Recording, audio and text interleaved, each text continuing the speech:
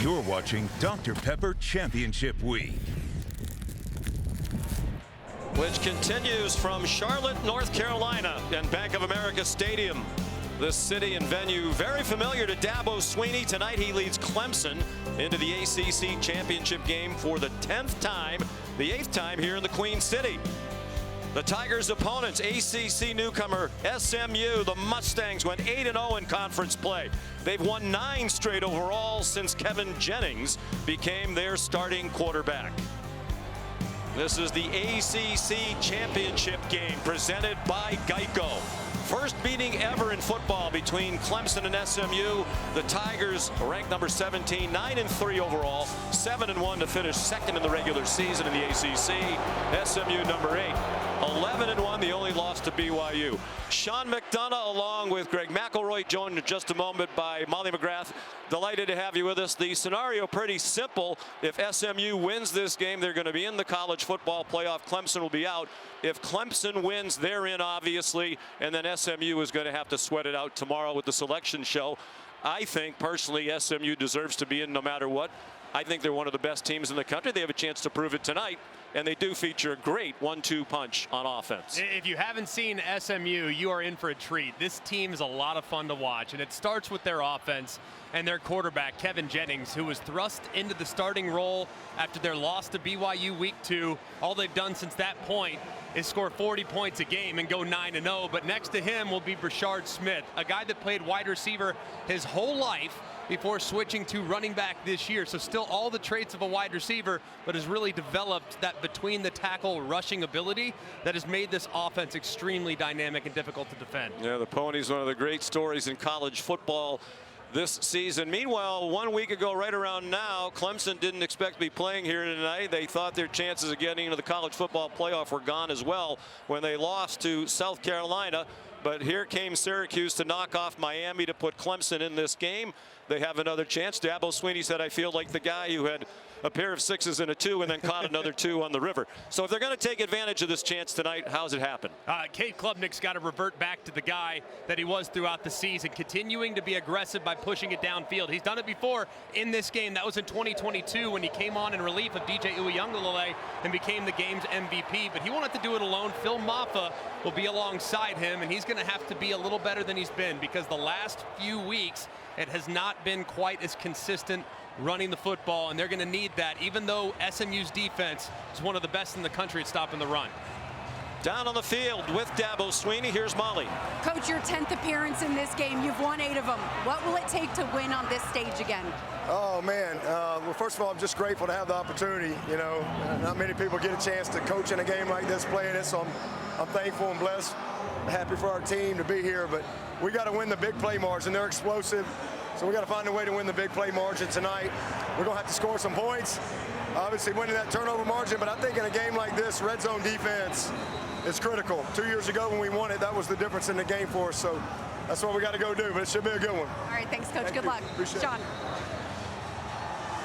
They've won their last 8 appearances in the conference championship game. Dabo Swinney 8-1 all time. Lost in his first trip to the title game against Georgia Tech in 2009, which was his first full season as head coach at Clemson. Chilly night here in Charlotte. That might have kept the crowd down just a little bit. SMU won the toss, selected to receive, get that high-flying offense on the field first, engineered by Kevin Jennings. They have dangerous return men back deep, including Brashard Smith. Robert Gunn is the kickoff man. It's almost always a touchback when he kicks off, and this one will be as well. So here come the Mustangs, led by Jennings, redshirt sophomore from Oak Cliff, Texas, in Dallas, about 12 miles away from their campus in Highland Park in the Dallas suburbs. Was the backup to start the year behind the returning starter Preston Stone. But when they lost to BYU in the 3rd game of the year and struggled to score, Jennings came into that game in relief. He became the starter, and he's been the starter ever since.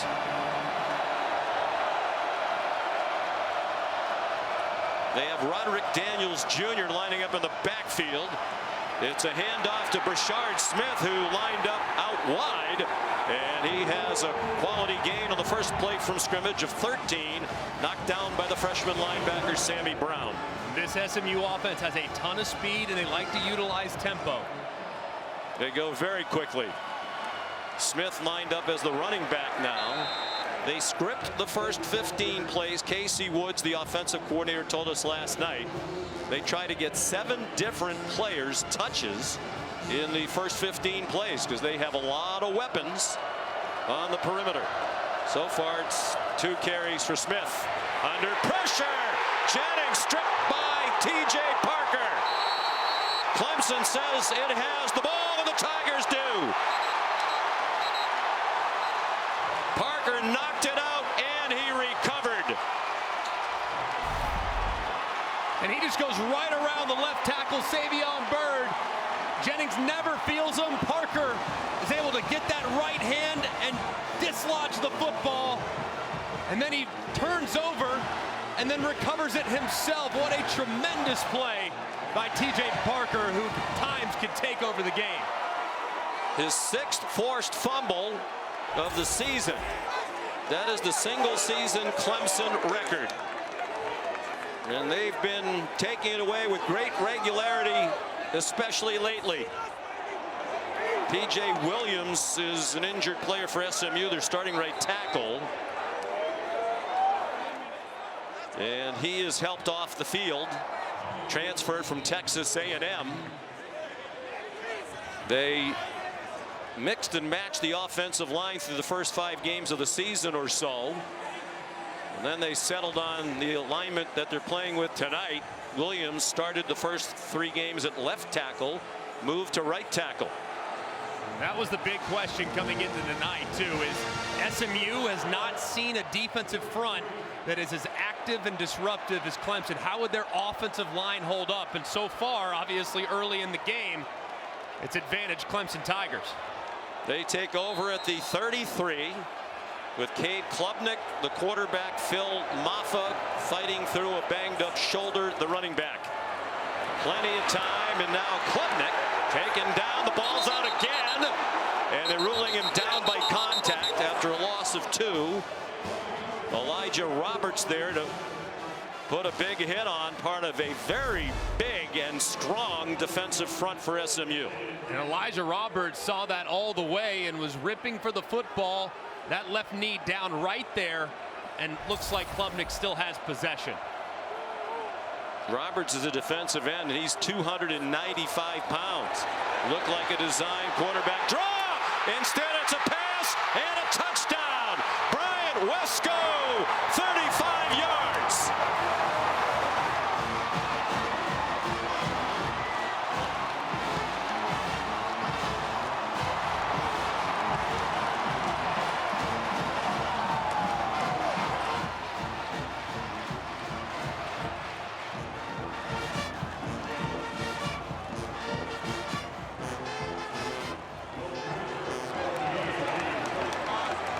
Wesco, the touchdown, is 4th of his true freshman season.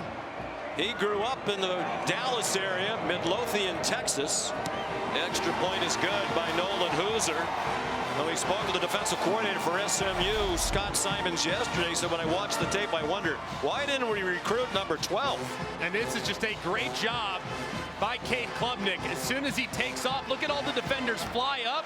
He's got a guy wide open, puts his hand up. Klubnik wisely decides to pull the ball back up and throw it downfield for the touchdown. Very fortunate that there were no offensive linemen downfield, because it looked like that was a designed run all the way, and then a bust defensively no question led to the easy touchdown.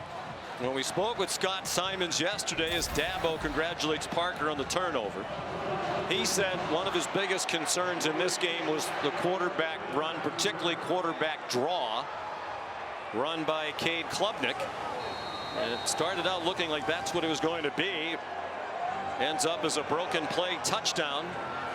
Klubnik's 30th touchdown pass of the season. That's 4th most in the country. Gun again. And it is a touchback First season for SMU in the ACC. What a year it's been. They won the American Athletic Conference last year, beating Tulane in the championship game at Tulane.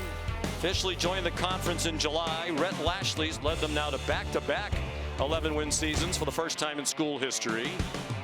And as we said, 9-0 since Jennings became the starter. They're averaging 39 points per game, fourth in the country. Only Miami, Indiana, and Notre Dame better.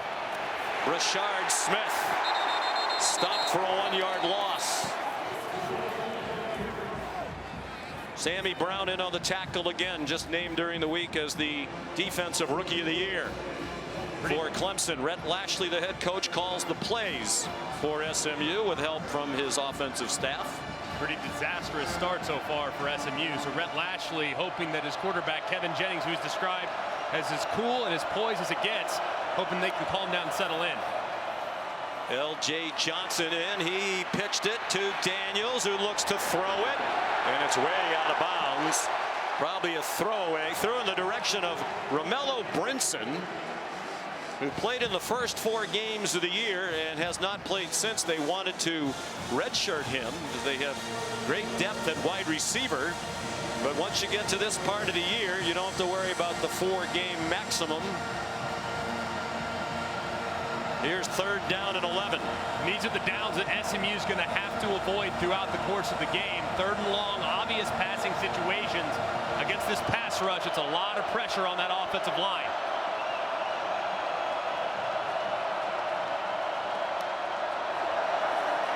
Just a 3-man rush. Jennings down the middle and broken up by Wade Woodaz. Looked like Roderick Daniels was open and would have made the catch if Woodaz had not gotten a hand on it. And his eyes are in the backfield the whole way. He feels that receiver pushing up through the middle of the defense. He watches it, times the jump perfectly, and gets a piece of it. What a terrific start for Clemson's defense. Such a good athlete as Woodaz, who arrived as a safety. He grew into the linebacker spot, and he's one of the best in the country, their leading tackler. Isaac Pearson. Low wobbly punt. Antonio Williams caught it at the 36. Antonio Williams with a flag down goes down inside the 45-yard line of SMU.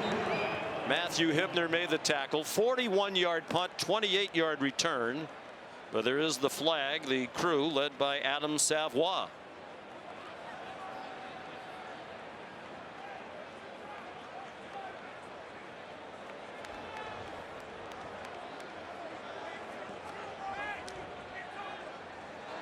During the return, personal foul, unnecessary roughness, kicking team number 23. 15-yard penalty, automatic first down, timeout on the field. Called on Isaiah Wacobia, their standout defensive back. So great field position again for the Clemson Tigers when we come back.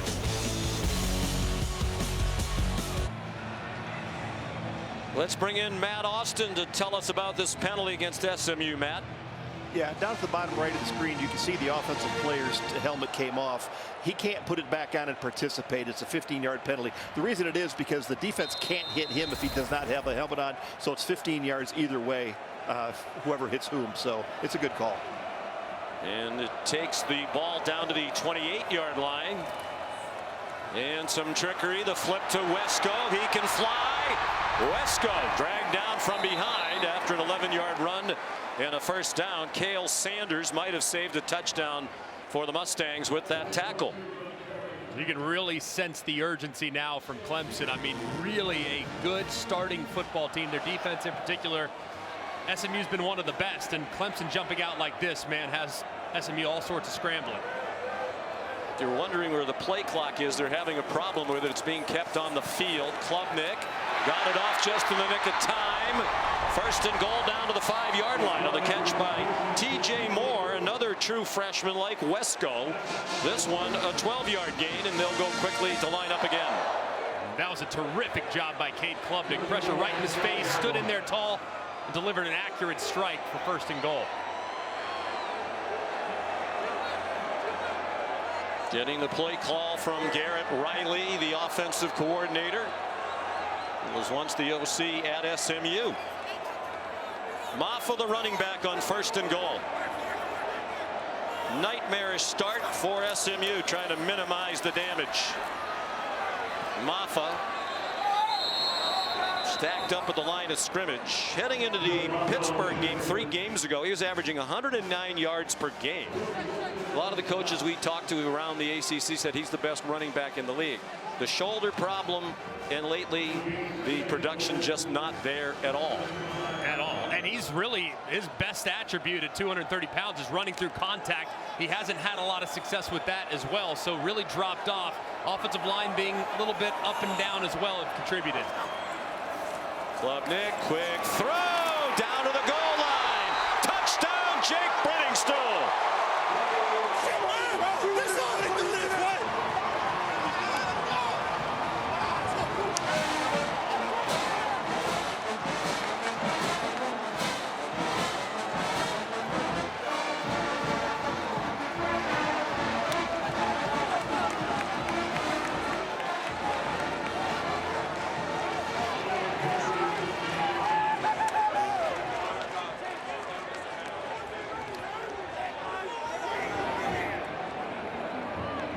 Nolan Hooser, the true freshman, adds the extra point. Just more than 4 minutes gone by. 14-0 Clemson, about a 2.5-point underdog in this matchup. And look how quickly Cade Klubnik's able to catch that ball and release it. With how quickly it comes out, doesn't ever even find the laces or anything. With how quickly he releases that football, it gives his weapon, Brenningstool in this situation, time to catch it with some room and some space to create some forward momentum. And at 250 pounds nearly, the tight end's not going to be stopped at the goal line. Just an ideal start for the Clemson Tigers.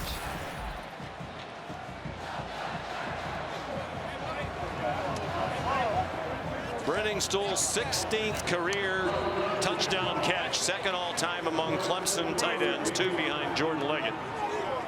He's in the top 10 all-time in ACC history for touchdown receptions among tight ends. Started tonight, number 9.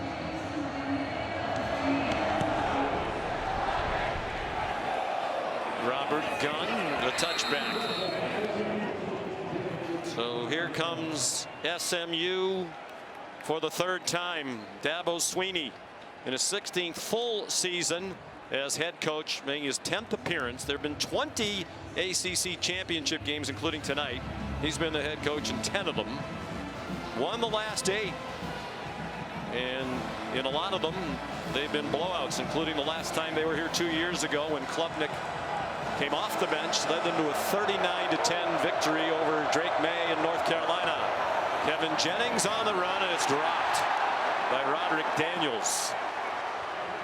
Well, you wonder about nerves relative to SMU. Rhett Lashley said he wasn't really concerned about it. They played in the championship game last year. Felt like they practiced well. No noticeable anxiety, but they're playing like a team that's a little jittery to start, knowing everything that's at stake. Yeah, I mean, that was their 7th drop of the season. They have the 3rd fewest drops in the country. So just to show you just how out of character that performance up to this point has been. As we've seen, here comes a blitz. Jennings throws it, caught for a 1st down. Moochie Dixon swung down after a 13-yard gain. Well, the coaches say the stage won't be too big for Jennings. One of the things they love about him is his emotions almost never change. He is extremely cool. Back shoulder throw again for Dixon, ruled a catch to the 48-yard line of the Tigers. Already a pretty impressive response from Jennings. A couple of very accurate throws. One that was dropped, but got him in a little rhythm now offensively. They line up in a pistol after a 15-yard gain. Flip forward to Jordan Hudson. And nothing doing there. He ran into Sammy Brown.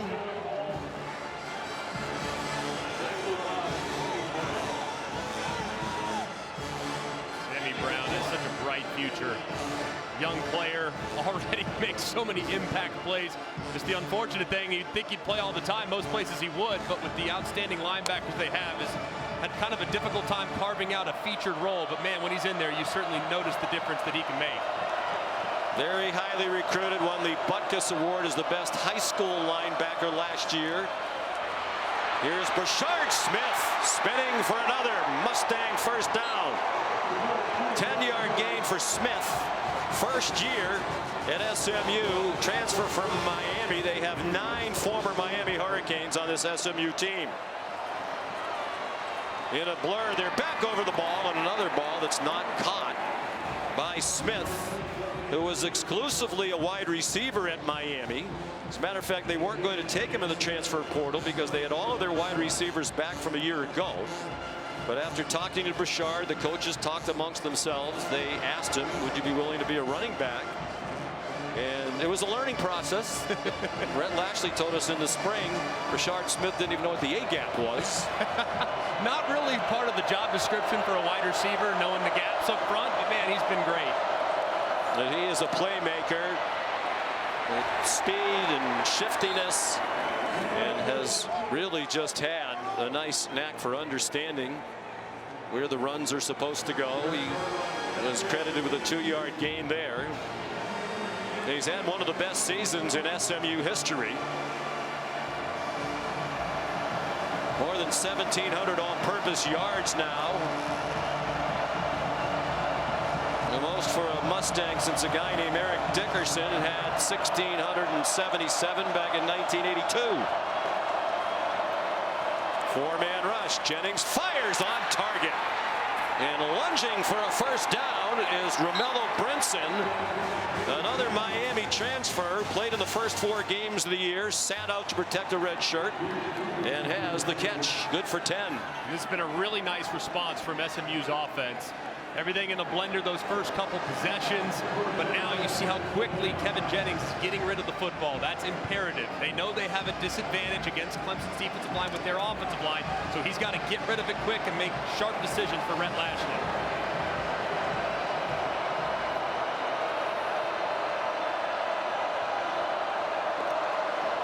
There's a blitz off the corner, and Smith gets knocked down after a 1-yard gain. Woodaz, who was the blitzer off the corner, rallied to the ball. Junior from Tampa did not play against Pittsburgh late in the year and against the Citadel. Returned last week against South Carolina. Battled an ugly contusion on his leg. His entire leg was black and blue. He's excellent too, just a playmaker at the second level, and probably one of the best linebacker trios in the country with Barrett Carter, Wade Woodaz, and Sammy Brown. Design run for Jennings. He has a hole down the sideline and into the end zone.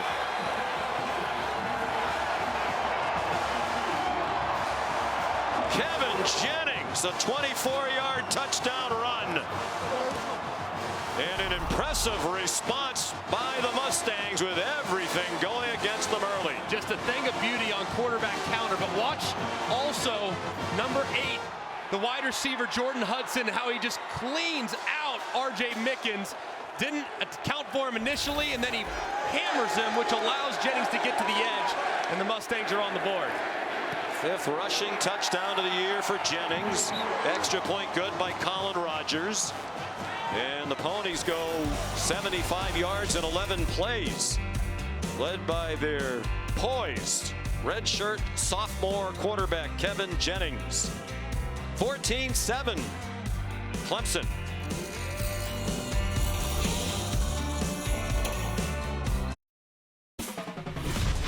The ACC Football Championship game is presented by Geico. Get more with Geico. And in part by the Home Depot. How doers get more done.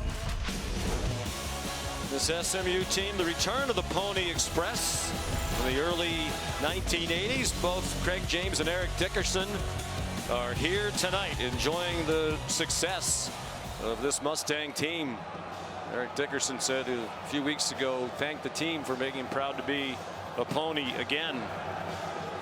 Of course, during that era, they wound up as a result of things that happened going into the death penalty. It took a long time to recover. Before the game, Rhett Lashley talking to his team. And we fight as one unit, one team. Remember, we control how hard we play. We control how physical we play. and we control how we respond to everything that gets thrown at us. I love you guys. I'm proud of you, and I believe in you. Let's go get it done. They had about as much thrown at them as they could to start the game. Turnover in their first possession. Clemson took over the 33. Second possession, Clemson after a punt return and a penalty at the end of it. Started at the plus 28, scored touchdowns both times. Starting from their own 25, Jay Haynes in for Phil Maffa, and he gets 3. Here's Molly. Well, Sean, the message on SMU's sideline is all about response. When the Mustangs started moving the ball, defensive players told each other, we'll be okay. We're settling in. We got this. Drawing confidence from their offense. Coaches trying to calm them down, saying the offense bounced back. Now it's our turn. Let's go, team! Brett Lashley, impressive. 41-year-old Arkansas native. There's the quarterback draw they were afraid of. And a big hit by the Stanford transfer, Jonathan McGill, after a 6-yard run by Klubnik. Brett Lashley, far and away the ACC Coach of the Year. Was nearly unanimous as they went 8-0 in league play, their first year in the league. By far the best jump, sorry Greg, of a team making a jump from a group of 5 conference to a power 5 conference. Most successful transition of that kind ever. Klubnik tackled by Isaiah Smith, but it's a first down. What a job Brett Lashley's done. I mean, just incredible putting the roster together and understanding the league as well as he did. Having been at Miami, that was clearly, as the offensive coordinator, very helpful to kind of know the league and what would win and what players he would need. So he's done a terrific job and should be very proud of what he's built already. Another team to go undefeated in its conference in a Power 4 conference is Oregon, the only undefeated team in FBS overall. They'll put that on the line tonight. They are in the Big Ten championship game. Brenningstool, the intended receiver, and Ahmad Moses broke it up. They studied other teams that made a transition recently from the group of 5 into a power conference, and he said, Brett Lashley, one of the things those coaches told him, including his mentor Gus Malzahn, you have to beef up on the lines of scrimmage. The players in the league you're going to are going to be bigger and stronger. And there's that strong defensive front led by Jared Harrison Hunt, a transfer from Miami. He was first team All-ACC this year. Dropped that play, dropped Haynes for a loss. Yeah, and this whole defensive front does such a great job for SMU. They are deep, they are disruptive, and they are extremely athletic. So they believe they actually have an advantage against Clemson's offensive line as well. It's an enormous defensive front. Klubnik, they brought a blitz. He got hit as he throws, and it wobbles incomplete in the direction of Antonio Williams. Cameron Robertson, who's a backup defensive end, put the hit on Klubnik. There is a flag down. Roughing the passer. Defense number 15. 15-yard penalty. Automatic first down. And he crashes down inside and goes right through between the guard and the center. He hits Klubnik, and it's tough to see from that point. Does he land on Klubnik with all of his body weight? Does he slam him to the ground? And it does look like there he does land with all that body weight on top of the quarterback. And that's what resulted in the call that Brett Lashley is furious about. What they used to call football. Jay Haynes, the ball carrier. Brett Lashley still upset. I mean, my question for Matt Austin would be, yeah, he landed on him, but it also looked like he tried to take his left arm off him as he was taking him to the ground. Shouldn't that be considered, you know, as an attempt to not slam him into the ground? I like this call. I agree with Greg. He put all of his weight on there, and especially with the quarterback going down on the side, you're looking at a catastrophic shoulder injury possibly. So I like that call. All right, thank you. 2nd and 7 now. They're back across midfield for the 3rd time in as many possessions. Haynes, the ball carrier. And it looks like they might be moving on to Haynes from Maffa. He's a speedy redshirt freshman. They think he can be a home run hitter with his speed. Now they still want to make sure that Maffa has a piece, but Haynes is someone they plan on featuring in this run game. So Haynes will take some of the load, and then Cade Klubnik will also be very impactful with his legs as well. He might run it here on a third and short.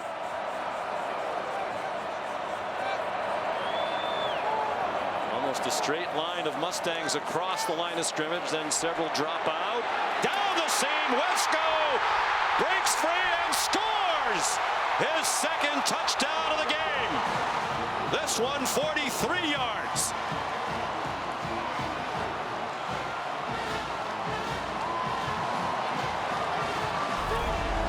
This is just a disguise, but they can't get deep enough, and Wesco's able to just split it right there. They're trying to show like they're going to blitz, and they can't get over the top of Wesco. It's a perfect throw by Cade Klubnik. You cannot throw that ball any better, and Wesco breaks a tackle, and he's off to the races. The disguise does not pay off there. Deuce Harmon had a chance to make the tackle and did not. If there's been a weakness of the SMU defense, it's been cornerback play, although their coaches say that's been better down the stretch. Wesco, his second touchdown. 21-7 Clemson. Klubnik has thrown 3 against Rhett Lashley's team. Tomorrow, the exclusive reveal, the final college football playoff top 25 rankings in a 4-hour special. Reese, Greg, the guys will unveil, break down, react to the matchups in the inaugural 12-team playoff field. That's at noon on ESPN and the app after Sunday NFL Countdown. Robert Gunn kicks off again. He's leg weary already. It's a touchback. Here's Kevin Nagandi. Sean, good evening. Time now for the Chick-fil-A Move on the Field Book Big Ten Championship. #1 Oregon striking first. Dylan Gabriel, the Kenyan Sadiq. Know that I love Gabriel's read right here, and then looking like Edwin Moses from the U.S. Olympic hurling competition. Sadiq, 2 touchdown catches from Gabriel. 14-10 right now. Oregon over Penn State. Back to you, Sean, Greg, and Molly. All right, gentlemen, thank you. Here it's 21-7. SMU came in giving up just under 20 points per game, #1 in the conference in scoring defense. But the Tigers have 3 touchdowns already, still 3.5 to go in the first quarter. Jennings on the run, nice catch. First down for Daniels out to the 43-yard line. An 18-yard pickup for SMU. These first 12 minutes are any indicator. This might become a bit of a track meet, my friend. These offenses and quarterbacks are on fire. In a game between the 2 best scoring defenses in the ACC. Jennings throws on the run. Crowd was oohing and ahhing. There must have been a big hit somewhere. Perhaps they wanted a holding call against Savion Byrd, who was engaged with TJ Parker. Predominantly a pro-Clemson crowd here. It's about a 2.5-hour drive from their campus in South Carolina to here in Charlotte, which is on the border of South Carolina. They crowd the line of scrimmage, do the Tigers. Rashard Smith couldn't break free. Barrett Carter finished him off. First team all-conference at the linebacker spot in his final season as a Clemson Tiger. Big down here for this SMU offense. Defense so far has no answers for Clemson's attack, so got to make sure you can keep up. And 3rd and long, very difficult for Kevin Jennings against this pass rush. 2 receivers wide either side, and now they go empty with Rashard Smith in the right slot. Jennings a lot of time and now running out of it. They rushed 3 originally, then Wood has joined the party, and Jennings threw an interception. Just trying to throw it away, and he threw it to Khalil Barnes.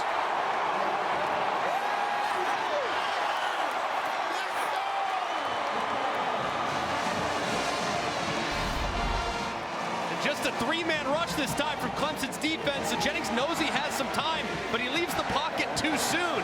This accelerates the process, which allows Woodaz to come and attack him and forces him to try to throw it away. But what a disastrous decision by Jennings. His eyes were to the left, throws it to the right, never sees Barnes, who picks it off And Rhett Lashley's offense has now given the ball to Clemson multiple times with great field position.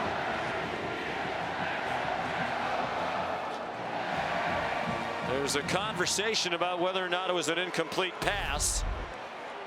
Did it hit the ground before Barnes, the sophomore, got his hands under it? And from that angle, it doesn't look like there's any part of that ball that hits the ground. It feels like Barnes is able to go down and grasp it and control that ball before it goes through his arms. If it stands, it'll be his 4th interception of the year. In his 2nd in as many games. He had what looked to be a very big interception last week against South Carolina when he picked off Lenoris Sellers early in the 4th quarter with Clemson protecting a 14-7 lead. A lead they squandered. And they don't do that very often. After further review, it's an interception. First down, Clemson. It was just the 5th time under Dabo Swinney they had blown a lead of 7 points or more in a 4th quarter. Matt, you had a chance to listen into the conversation with the ACC replay folks. Yeah, it was very interesting. Originally, that we all thought that the call in the field was a catch.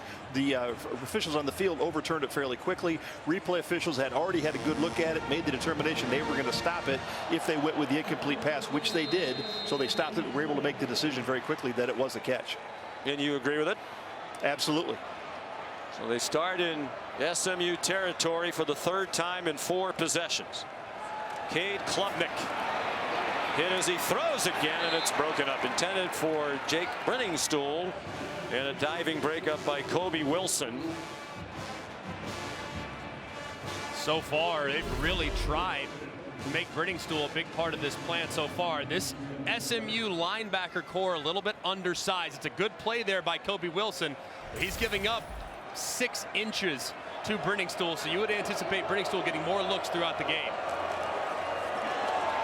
They give it to Jay Haynes, and he's down near the 40. Cade Klubnik, 3 touchdown passes already. He is the first quarterback ever to throw 3 touchdown passes in a single quarter, in any quarter of an ACC championship game. And this is the 20th edition. Picking up right where he left off in the stadium 2 years ago when he came off the bench in relief of DJ Uiagalelei for the 3rd drive of the game against North Carolina and led them to victory over the Tar Heels. And he has been the starter ever since. Haynes remains the running back. There's Brenningstool right on cue from Greg McElroy to the 32 and a first down. 8-yard gain. And they blitz off the edge, which means Brenningstool is just going to wrap right around here.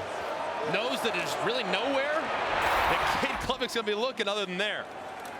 A fake handoff. Here's Antonio Williams, dumped at the line of scrimmage, maybe even just behind it by Isaiah Wacobia. First team all-conference defensive back this season. One of the best defensive backs in the country, redshirt junior from Dallas. That secondary, they have their hands full against this outstanding group of pass catchers. 3 wide receivers, a tight end that can all really hurt you through the air. The blitz. Klubnik, wide open receivers. T.J. Moore, and a good tackle to stop him short of the line to gain by Cale Sanders. Transfer from Fresno State. Pretty impressive so far. I mean, Cade Klubnik, he's on fire, and he's gotten hit a bunch. I mean, SMU's had unblocked linebackers blitzing multiple times. He's been able to beat them with the throw, so he's clearly seeing the field really well tonight and being very decisive by getting rid of it quickly. SMU hoping the hits might take their toll over time. Right now they're just trying to hang in there with Klubnik and the Tigers. ESPN's presentation of college football on ABC will return after this message and a word from our ABC stations. This is Dr. Pepper Championship Week.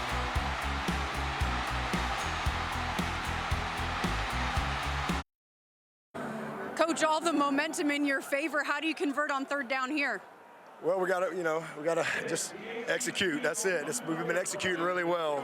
These first 3 drives, defense got 2 big turnovers, gave up 1 big play, and right now we're winning the big play margin. That's going to be and the turnover margin. So, long way to go. This is a very explosive team. And we just got to find a way right here to get these 3 yards. We're in scoring position, so no negative plays. See if we can go get another one. Thank you, Coach. Okay. They are in field goal range. They're playing without Phil Maffa, their top running back. Back shoulder throw went through the hands of T.J. Moore. Deuce Harmon had the coverage. It's the first time Clemson has not converted on 3rd down. They're 3 out of 4 now, and all 4 of them have been 3 yards or fewer. And it was a nice throw, too, by Klubnik. He put it right on the back shoulder, and that's one that Moore should probably reel in. Here's Nolan Hooser, the true freshman. They've had problems with blocked field goals. He's had 5 of them blocked, with pressure mostly from the left side of their protection unit. And there was plenty of pressure there, and it's wide right. So the protection issues continue. The field goal kicking woes continue as well. And there's pressure off the left-hand side again, and I have to wonder if Hooser could kind of feel that, because he kind of pushed it out to the right. That thing never really had a chance, and really it was horribly protected by Clemson's field goal unit. Both Deuce Harmon and Ahmad Moses had significant penetration. So a stop for SMU when they desperately need it. Jennings has turned it over twice already. And he's been down this road before. He hands it off to Brashard Smith, trying to bounce outside, and does. Davion Terrell knocks him out of bounds, but it's a 12-yard run and a first down for the Mustangs. Jennings had a 5-turnover game against Duke at midseason. They committed 6 turnovers as a team, lost the turnover margin 6-0, and won the game. Roderick Daniels, tough run after the catch, and he fought his way to the 43-yard line. 20-yard gain. You referenced that -6 turnover margin game. First team in college football in 14 years to do that. -6 and still win. Yep. And before that, it's Jordan Hudson running out of bounds. Teams in this century that were -6 or worse in turnover margin in the FBS were 1 and 124. The only win was the one you referenced. Marshall was -6 and beat Memphis back in 2011. Brashard Smith carries. And the point is, as the coach has said, doesn't faze Kevin Jennings. He just continues to bounce back and play. They blocked a late field goal at the end of regulation to force overtime against a very good Duke team that finished 9-3. Trey Williams, backup defensive lineman, is the injured player. I think that's the next layer too. You referenced it was -6 against Duke, who's a 9-3 football team. Yeah, I mean, and the narrative is, oh, the ACC isn't that good. And I think that's very unfair to teams like Duke and Louisville. We saw how good Georgia Tech was, the game they probably should have won on Thanksgiving weekend against Georgia. But there's the note that we were just mentioning. And that was at mid-season. That was the 5th of their now 9 straight wins. 1st and 10.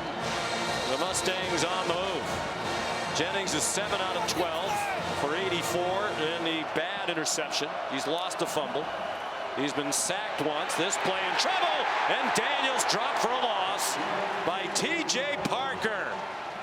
One of the best defensive ends in the country for a 5-yard loss. And he sees it the whole way. He sees the motion initiate. He stays wide and drops him for a big loss. Great play by Parker. Just a sophomore from Phoenix City, Alabama. 10 sacks. First Tiger with double figures in sacks since Cleveland Farrell at 11.5 back in 2018. Design rollout, pump fake. Jennings ran away from Cade Denhoff but couldn't stay in bounds after he had some room. went out back at the 39. A 1-yard loss. They do have a field goal kicker with a huge leg. Colin Rogers has made 7 field goals of 50+. They just know that they can make it from this distance, but if you're Kevin Jennings, quick reminder from his coordinator, Rhett Lash, you cannot take a sack here. You have to get positive yardage because a sack knocks us out of field goal range.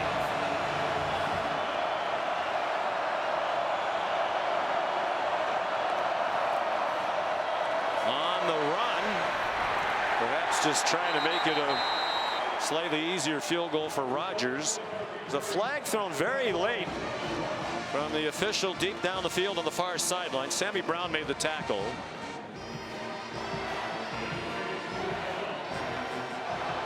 And they've picked up the flag. Might have actually been a piece of equipment that was retrieved by one of the officials in the back. So here's Rogers. 7 50-yard plus field goals. The record is 8 by the great Fuad Revez for Tennessee way back in 1982. That one is just short from 53 yards. Really no breeze to speak of. It is a bit of a chilly night, and apparently Rogers didn't get quite all of that one. Yeah, good snap, good hold, ball a little over rotated, so might have caught it just a touch low, and as a result it comes up short. Look at you going all Joe Tessitore on me. Special teams analyst. It's V Week on ESPN as we continue Jim Balvano's fight against cancer. And we hope you'll donate during V Week. Here's Antonio Williams trying to turn the corner, and he could not. Terrific wide receiver, injury-free this year, and he's had 66 catches, far and away their team lead. Turned first-team all-conference honors. Yeah, a little bit quiet so far for him, but it's only a matter of time, and he's electric in the slot. Lashley upset about something, not sure what he's mad about, but yelling at the official. Was definitely upset about that very important roughing the passer call. Phil Moffa's back in the game, blocking for Klubnik, who fumbled the football. And the Tigers believe they got it back. Ahmad Moses there to help knock it out. And it was recovered by Jake Brenningstool. So no action yet at club takeaway, as the SMU defense calls it when they get a turnover. Just a perfect hit by Moses. I mean, shoulder right into the football. Well, lucky enough for Klubnik, his big physical tight end's there to jump on it. Well, Clemson has been even or better in the turnover margin in each of their last 11 games, and they're +2 already tonight. 4-man rush. Klubnik steps up close to the line and throws it away just as he got to the line. Pursued by Ahmad Walker, talented senior linebacker, transfer from Liberty. Both Walker and Wilson, both linebackers for SMU, really tall task tonight. Not only do they have to deal with the 6'6" Brenningstool, but you talk to the SMU coach, they're very concerned about Cade Klubnik's legs, and the linebackers are the ones that will have to neutralize that. Jay Haynes in space. Into Mustang territory with a 3-yard gain to the 47. Tackled by the other linebacker, one of the team captains, Kobe Wilson. Transfer from Temple, playing in his 56th college game. He's their leading tackler for the year. 3rd down and 7. Their first 3rd down longer than 3 yards in the game.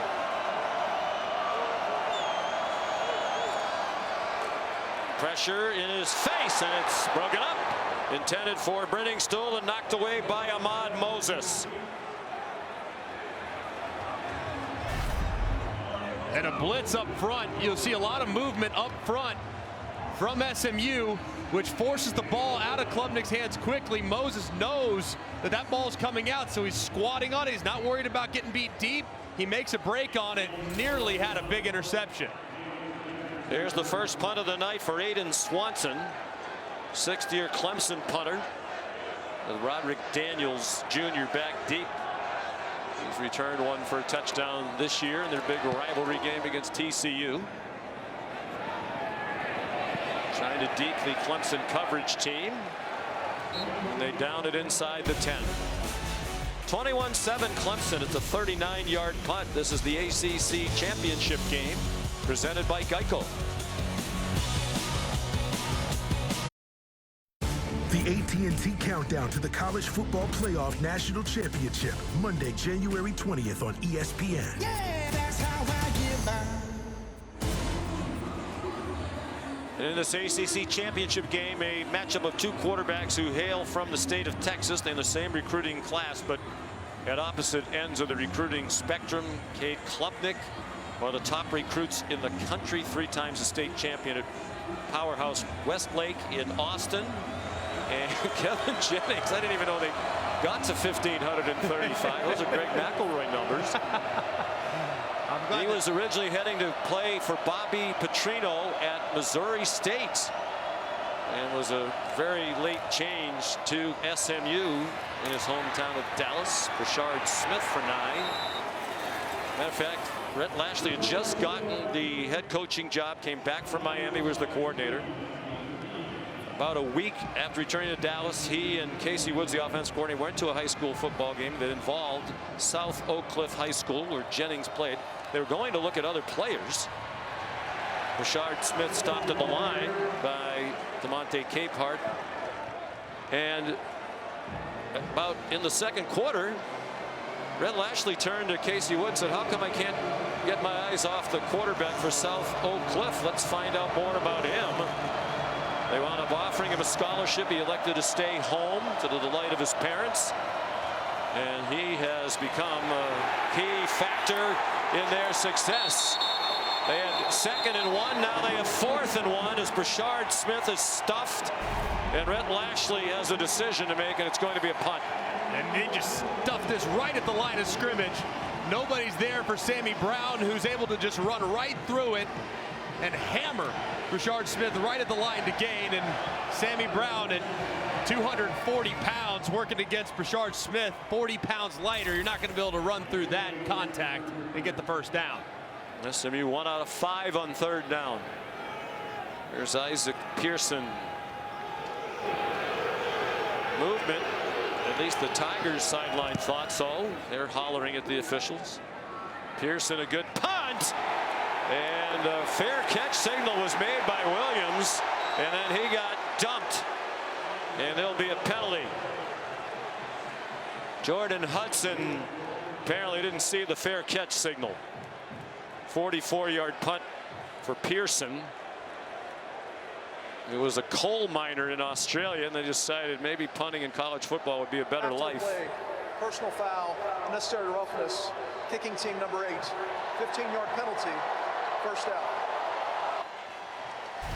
Just a massive mistake again by SMU. Clear and obvious fair catch signal right there, but obviously Hudson never saw it, and this is now the 3rd 15-yard penalty that SMU has given Clemson twice on a change of possession, which gives Clemson great field position in plus territory. Just can't make mistakes like that if you're Rhett Lashley's team.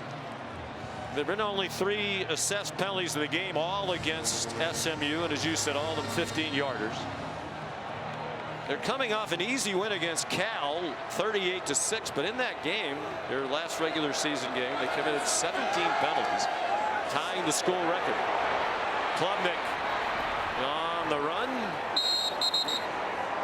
3-yard gain taken down by Alexander Kilgore.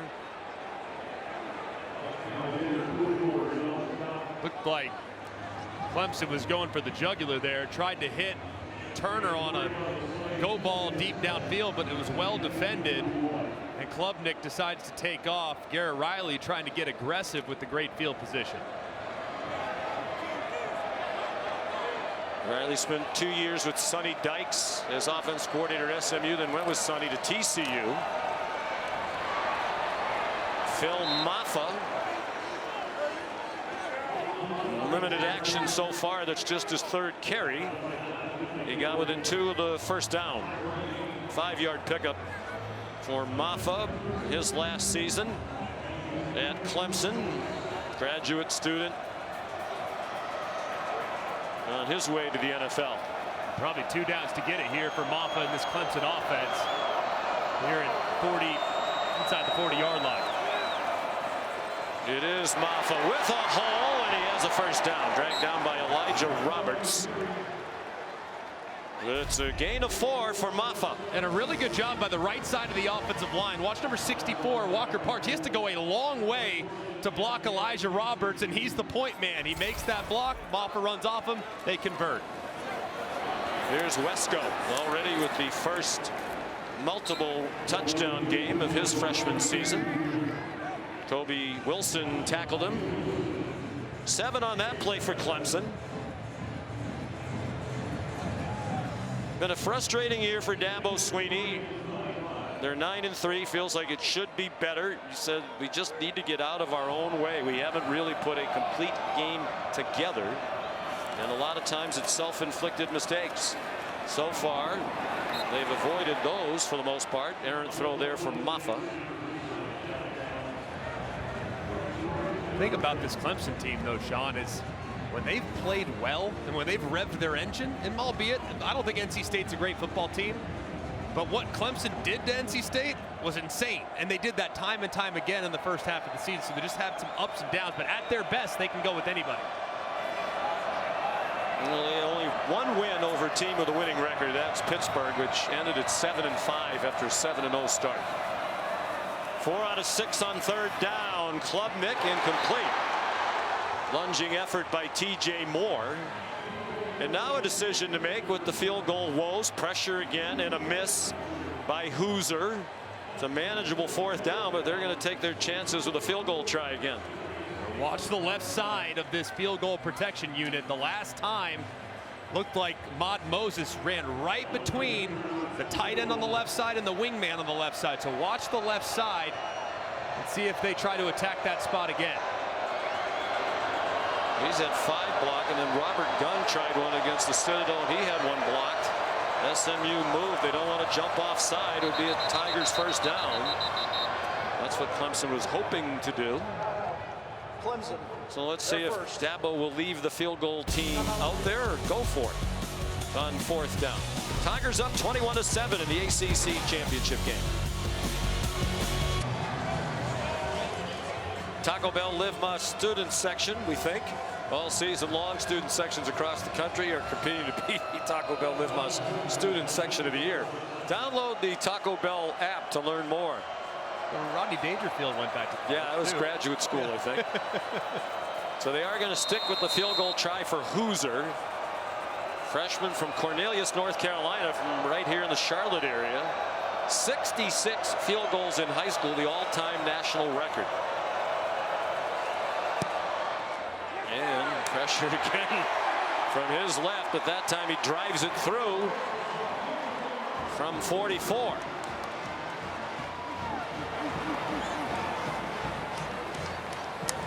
So it's 24-7 for Dabo Swinney here in the 2nd quarter. Kick off your NFL Sunday at 10 a.m. The Countdown crew on ESPN and the app. They'll have the early breaking stories, injury updates, previews of each game right up to kickoff. And then cap week 14 with Monday Night Football on ABC, ESPN, ESPN Deportes, and ESPN Plus. It's everywhere. Cincinnati and Dallas. Special Simpsons broadcast. Who doesn't love the Simpsons? Streaming on Disney Plus and ESPN Plus, called the Simpsons Fun Day Football. Game transformed real-time and animated into the iconic world of the Simpsons. I know who'll be watching that. My brother Ryan. No bigger Simpsons fan. He might have grown out of that now. Really? I think the McElroys will have the Simpson broadcast on as well with 3 kids under 5. Robert Gunn, another touchback. So far, Clemson's defense has been really disciplined. They've done a great job. They've only rushed 3 here, but look at the linebackers. Look how quickly they close, and look at the coverage downfield. It's excellent. They're just draped all over these wide receivers. There's nowhere for Kevin Jennings to go. And then they try to go a little misdirection, fake it out to the left. Doesn't fool Denhoff whatsoever. He stays at home, but look at the coverage downfield. There's nowhere for Jennings to go. They've been very disciplined so far in the first quarter and change of this ball game, not allowing the scramble plays that allow SMU to thrive. Out of the pistol, Rashard Smith finds some room. And he gets dragged down across the 45 by Khalil Barnes. 21 yards for Smith. I mean, that guy did not play wide receiver. That is a running back right there. Incredible. That was an unbelievable cut. Great vision. Jennings and incomplete. Jaden Lucas had very tight coverage on Moochie Dixon. It's the largest deficit SMU has faced all season. They were down by 11 in the season opener against Nevada and rallied to win 29-24. The good news if you're SMU, though, Sean, is that they have that tempo. That's who they are. That's their identity. They can score points quickly, but they got to quit making the mistakes. Penalties and turnovers are killing it. Feels like a very important drive for them here. 5-man rush. It's blocked, and Jennings, nice tackle by Avion Terrell on Jordan Hudson. They're playing without Jake Bailey, who was their leading receiver last year, and R.J. Maryland, a great tight end. Both of them injured and not here tonight, but still plenty of depth at both positions. Well, most of the third downs here, Clemson has been rushing just 3 defensive linemen. This time, does Wes Goodwin, the defensive coordinator, decide to bring pressure? Is this the time he blitzes? That's what I would do, maybe catch SMU off guard. The huddle by SMU, a rarity. Looked like Clemson might have been offside. T.J. Parker apparently timed it perfectly and drops Jennings for a loss for Wes Goodwin, the defensive coordinator. Well, a lot of movement before the snap, but they anticipate quarterback run. They bring a little pressure, run stun inside, and a great play, too, by Woodaz at the second level, kind of blowing things up, forcing Jennings to cut back to his left where he had some help. Just a great defensive play by the Tigers. So here's Isaac Pearson to punt again.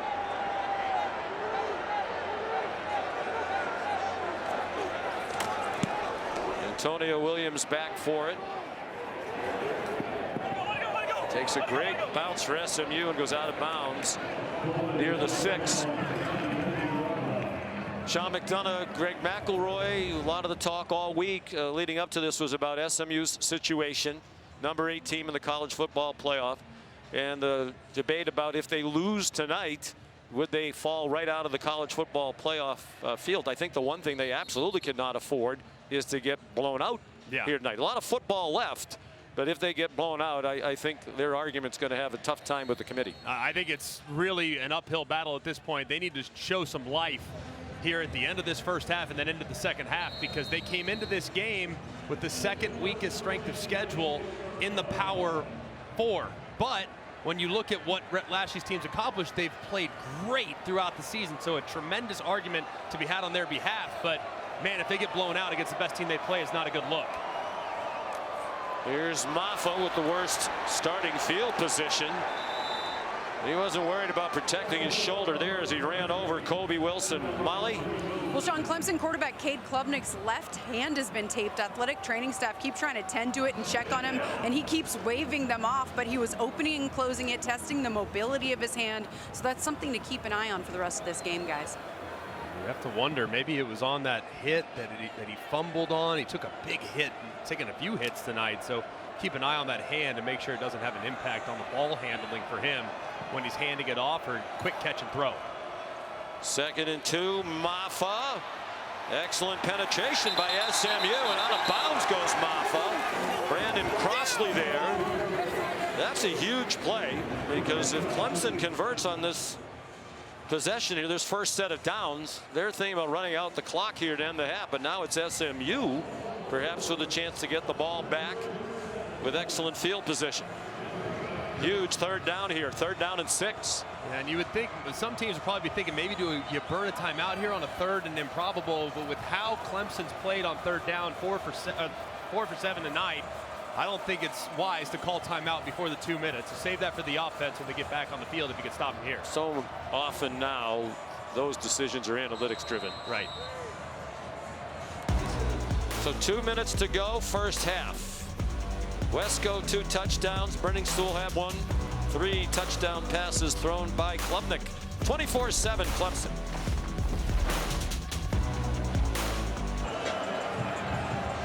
A staple of Dr. Pepper Championship Week, the Dr. Pepper tuition giveaway coming up at halftime. Stay tuned to watch 2 deserving students compete for a life-changing grand prize of $100,000 in tuition from Dr. Pepper. 2 minutes to go in the half. 24-7 Clemson. Big 3rd down and 6. SMU needs a stop. Down the seam. It's just a bit too long for Bryant Wesco. That might have been a touchdown with his speed. Man, so close to being a touchdown. Ball's thrown just a little bit too far inside and a little bit too deep. Cade Klubnik's been so accurate tonight, but just a little bit too much on that one, and a rare miss for the outstanding quarterback. Well, Dabo Swinney talked about the little things. That might have been a big thing. Game-changing touchdown, perhaps. Aiden Swanson, the punt. Brandon Crossley who had the coverage. Second punt here for Clemson. And a good one. Broderick Daniels Jr. muffs the punt. It goes out of bounds on the far sideline. Here's Kevin Nagandi. Sean, Capital One halftime report just minutes away. Booger McFarland, Kevin Nagandi in studio. A historic night in Atlanta. Highlights of what Georgia did to Texas in that comeback victory in overtime with the backup quarterback. We'll hear from Kirby Smart.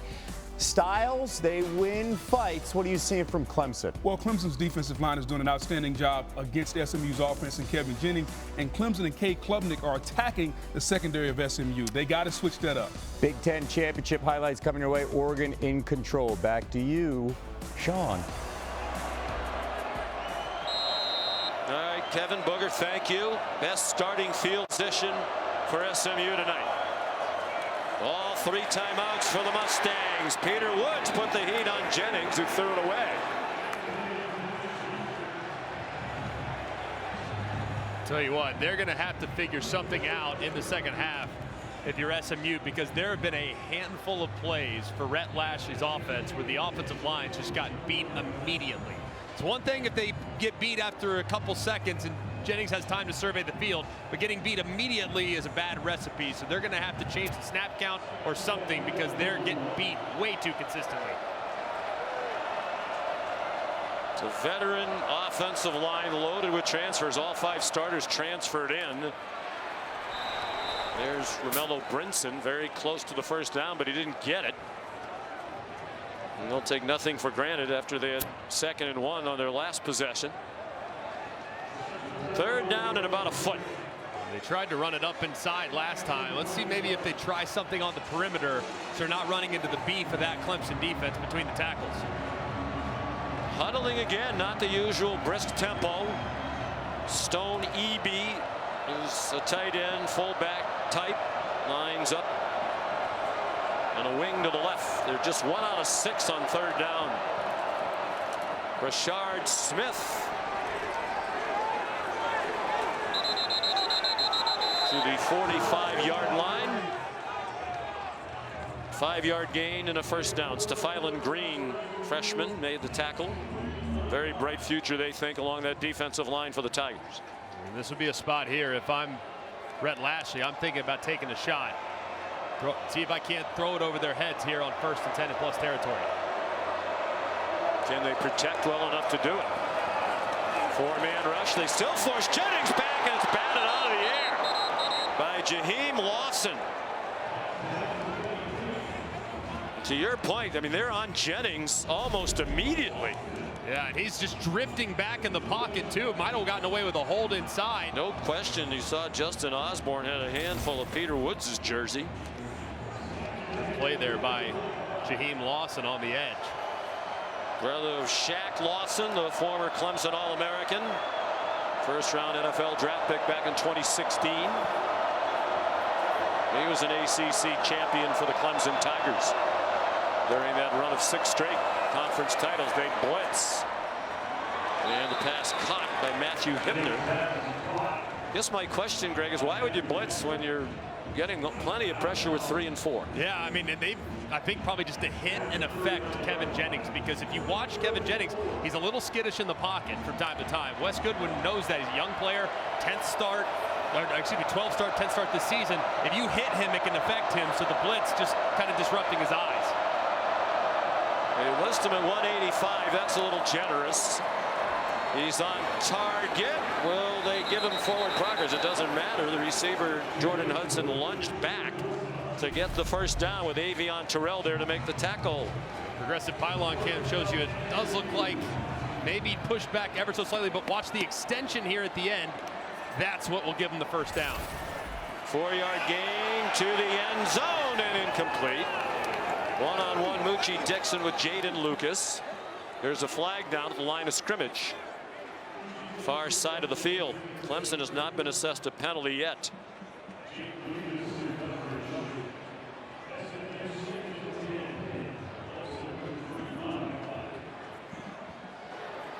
An eligible player downfield. Offense, number 13, was covered up and went downfield. 5-yard penalty, first down. Roderick Daniels, senior from Duncanville, Texas. Yeah, he needs to get off the line of scrimmage. As you can see, Hibner, tight end to the outside. He was covering him up. 2 guys on the line of scrimmage. He needs to back up to make himself eligible. So it's 1st and 15. Clock stop, 55 seconds to go in the half. And all 3 timeouts for SMU. Based on the previous field goal attempt, probably not in field goal range. It'd be close for Rogers. Design run for Jennings didn't fool anybody. Barrett Carter drops it for a 1-yard loss. And Rhett Lashley will use his first timeout. 30 seconds. Please reset the game clock to 50 seconds.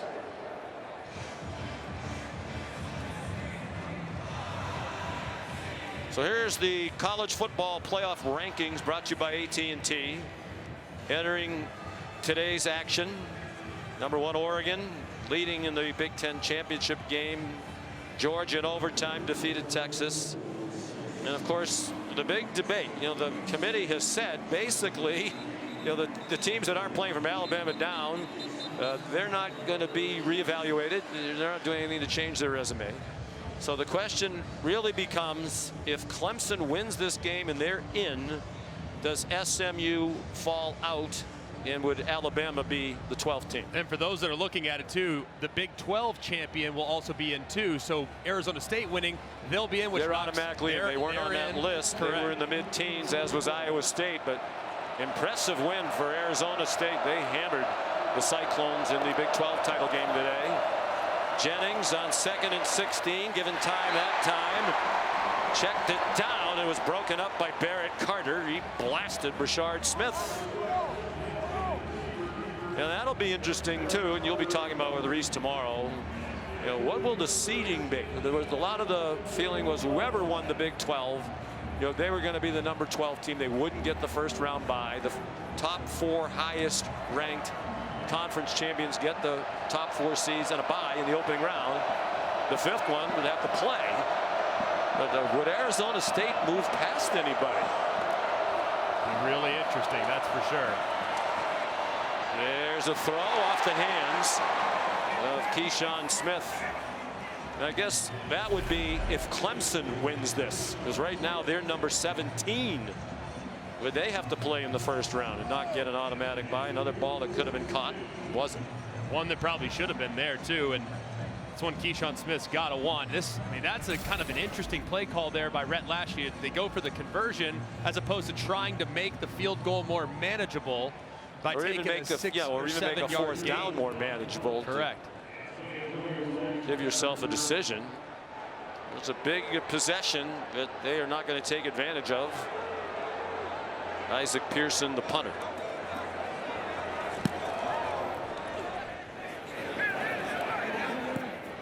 Tony Williams just got away from it. And it's down at the 1, so the Tigers will have to be careful with the ball after a 40-yard punt.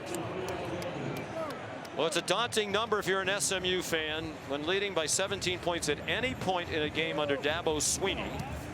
They're 133-1. The one loss was at Auburn, a team that won the national championship that year with Cam Newton. Rhett Lashley was the graduate assistant coach under Gene Chizik in that national championship winning team. That was Dabo's second full year. They went 6-7. A lot of people said he's not the right man for the job. How'd that work out? Freezing cold takes right there. 8 conference championships, 2 national titles later. He's on his way to the Hall of Fame. They need to execute here and handle the ball cleanly. Klubnik back to the line of scrimmage. SMU will use another timeout. Might as well make them snap it again. Hope you can force a turnover. Worth noting too, Molly's report a little earlier, Cade Klubnik with something going on with his left hand. So we'll see if maybe that forced him to accept the snap under center, maybe hand it off. All things to manage here, and it's tough. They're back there backed up inside the 1.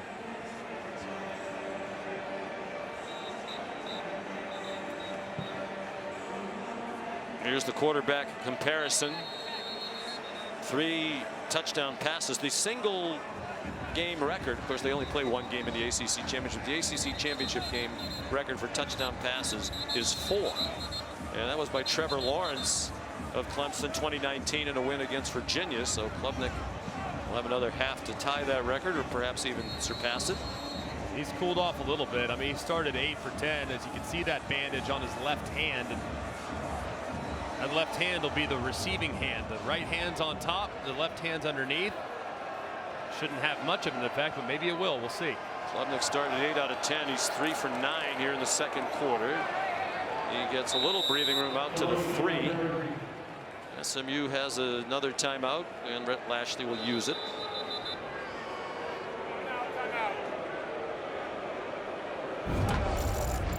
Cade Klubnik hit 8 of his first 10, just off the charts good. I love his first play. So wise, it's a quarterback draw all the way, but he sees the bust by the defense. They get overly aggressive, and his receiver's wide open. Cut it loose and make it rain. Then I love this throw too. They disguise the blitz. They know that they can't get back deep enough, so he gets aggressive, tries to thread the needle on that seam route. It's a perfect throw, 20+ yards downfield, and it results in his 3rd touchdown. Just a tremendous start for him. And what a range of emotions he and all the Tigers experienced last Saturday. They lost an excruciating game against South Carolina, their in-state rival. They were in field goal range in the final seconds, could have kicked a field goal to tie that game. Klubnik threw an interception with 12 seconds to go.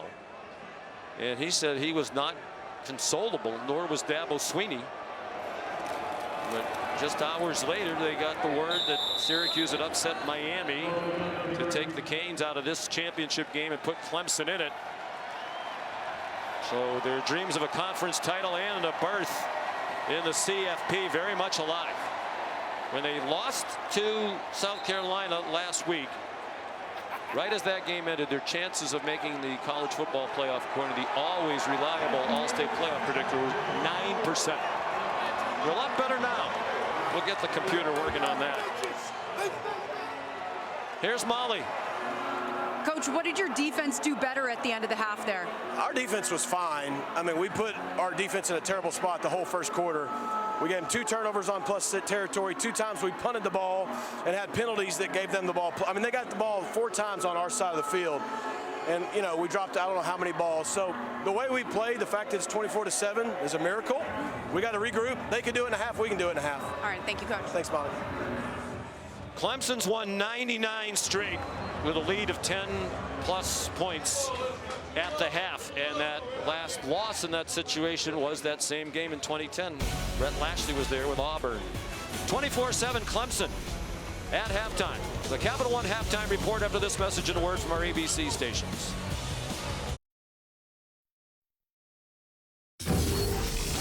You're watching Dr. Pepper Championship Week. This is the ACC championship game from Charlotte, presented by Geico. The Clemson Tigers leading 24-7 over SMU, which finished first in the ACC in the regular season. The perfect 8-0 record in conference play in their first year in this conference. Unfamiliar territory for the Ponies. Coming into tonight, in the first half this year, they were plus 169 in the first half. They got ahead of people and stayed ahead. Only Texas, Indiana, and Tennessee better, and all three of those teams likely to be in the college football playoff. The question now is, will SMU be? And they have a lot of work to do. If they're going to get back in this game, take care of the first order of business, how does it happen? Well, first thing, they have to stop with the self-inflicted mistakes. I mean, they've turned it over twice, and they've had 3 15-yard penalties that gave Clemson great field position. That's number one. Number two, they got to be better in protection. They have really struggled so far against this defensive line of the Clemson Tigers. TJ Parker has had a bunch of pressures. They've really had issues keeping those defenders in front of them. And then 3, they got to stop with the big plays given up defensively, because the secondary is struggling right now against these wide receivers. So that coverage needs to be tighter, and the tackling in the back end needs to be better as well. It'll be Clemson ball to begin this second half. Already leading by 17. Colin Rogers will kick off. Jay Haynes back deep for Clemson. Kevin Jennings and the Mustangs trailed only once all year at the half. That was in the opener against Nevada. He was not the starting quarterback in that game. Preston Stone was. They rallied to win. It's returnable, and Jay Haynes is going to try it. And he stopped short of the 20, down to the 17. Here's Molly McGrath. Well, Sean, Clemson head coach Dabo Swinney told me that was the best half of football that the Tigers have played all year. He said, we played complementary football. We won the turnover margin. We won the big plays, and we got great pressure up front. But he really challenged his team in the locker room and said, we haven't played complementary football for all 4 quarters yet this season. This is the time to do it. This is the postseason. He wants them to not let up and remain dominant for the rest of this game, guys. Jay Haynes injured on the kickoff return. This is potentially significant too. Takes a big hit on that left knee, and you hate seeing that, as McGill delivered the blow, and he's seen an increase in role with the injury to Phil Maffa, so potentially a big injury here for the Tigers. Redshirt freshman from Roanoke, Alabama. Timeout just underway, second half. It did not look good for Jay Haynes. They helped him off, and then when he got close to the medical tent, he tried to put weight on his left leg, and his left knee kept buckling. So Phil Maffa, playing through the shoulder injury and ineffective again so far tonight, is thrust back into the primary role at running back. He has 5 carries for just 14 yards. Cade Klubnik looked toward Maffa, instead fired for Cole Turner, who dropped the ball. First time they've targeted Turner tonight. He was the co-star here 2 years ago in the ACC championship win over North Carolina alongside Cade Klubnik in a 100-yard receiving game, just his second game of the season. One of the fastest guys on the team too, so they try to get him going at some point if they want to make a deep playoff run, assuming they continue to hold on here. Klubnik, that one is caught for a first down. Wesco banged down by Kobe Wilson. 16 yards and a first down for Wesco, with 2 touchdowns in the first half. And this secondary is just struggling right now against excellent wide receivers. Wesco's got so much speed, they're scared of him running deep, so sits it down to the curl and easy completion. Klubnik got away from the rush and throws too high. Over the head of Antonio Williams. Brandon Crossley at the coverage. As we mentioned, if there was a perceived weakness of this defense for SMU, it's the cornerback play. And you know, last time you and I, Molly, and our great crew saw the Clemson Tigers was at Pittsburgh on November 16th. And they had a 17-7 lead at the half in that game. Really were controlling the game, and they did nothing and actually squandered the lead, and then won it when Klubnik had that memorable 50-yard touchdown run with 1:16 to go. Took off running there on the quarterback draw. Didn't get much. Jafari Harvey made the tackle. We talked to Cade Klubnik about that the other day, and it's one of the things he said. You know, we can't sit on leads. We can't take the foot off the gas pedal, and that's true again tonight. It absolutely is, especially against an offense like SMU that once they get in rhythm, they can score points in bunches. This is still a really good defense. The secondary's had challenges tonight, though. So a big down here for SMU's defense to get off the field early in the second half. Clemson had just 2 first downs in the second quarter. It's a blitz. Klubnik throws, broken up. Well played that time by Brandon Crossley. The transfer from Colorado State, who had the coverage on Bryant Wesco. That's now 3 curl routes or comeback routes by Clemson in the first 4 or 5 plays. And now the third time they try to go back to it, Crossley squats on it, makes the break, and knocks it down. So you might need to stutter go and run past them next time out if you're Clemson. Third punt for Aiden Swanson.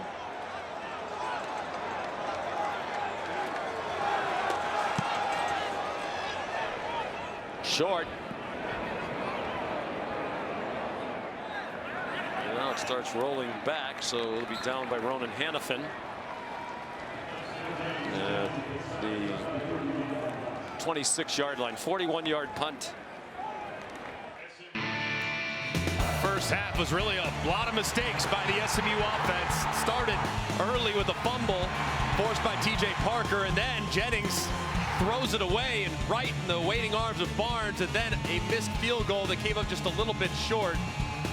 What we didn't show you were 3 15-yard penalties as well that gave great field position, so a lot of mistakes. Haynes getting on the cart. Looks like he's finished for the night. Here's Jennings. Scrambled away and got a yard, shoved out by R.J. Mickens. It was a question mark during the week. Mickens got injured late in the game against South Carolina last week. Actually got injured on turned out to be the winning touchdown run with just more than a minute to go by Lenora Sellers.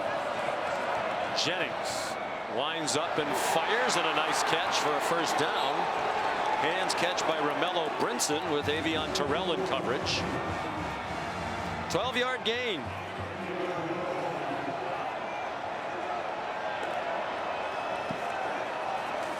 Four-man rush, better protection than we saw in the first half. Brinson again. Taken across the sideline by Wade Woodaz. That's going to be really important here in the second half, as that protection needs to be better, more sound, and Jennings can help his offensive line out a lot by getting rid of the ball a little quicker than he did in the first half. Fake to Smith, and a good one, and Jennings slides down after he got the first down.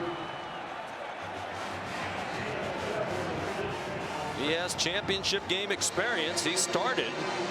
His first career start was in the American Athletic Conference title game last year against Tulane. Led him to a win in New Orleans. Has a man open, and it is caught by Roderick Daniels Jr. If he didn't have to dive for it, it was likely a touchdown. But they're at the 12-yard line after a 37-yard play. Wow, what a catch by Daniels. Unbelievable play. They go quickly after the big play. Brashard Smith weaves his way for 3. Peyton Page made the play, playing his 52nd game in the middle of that defensive line for Clemson. Let's what a catch. Let's go back. I mean, just unbelievable to snag it. That ball's out in front. He lays out, brings it in, and secures it with his right hand. Just an incredible effort and play. 4 catches. He's a guy they can play all over the place, all the wide receiver positions, and he has 43 carries for the year entering tonight. Kevin Jennings and the SMU Mustangs trying to get back in the game. He has his receiver open after the fake touchdown. Great call and beautifully executed. Brashard Smith has the touchdown for SMU.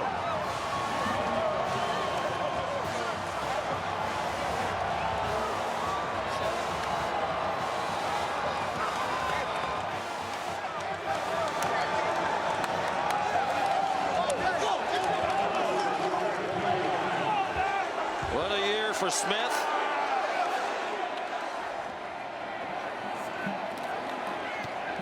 The extra point up and good. His 4th receiving touchdown to go with his 14 rushing touchdowns. And watch Barrett Carter's eyes and how they're just quickly affected by Kevin Jennings. He fakes like he's going to step up, quarterback run, even gives him a little bit of a fake to the flat, and then his running back, Rashard Smith, goes right around him. He's wide open in the back of the end zone. That was just a really neat design by Rhett Lashley, and a great play by his quarterback, Kevin Jennings. What a way to start the second half for SMU.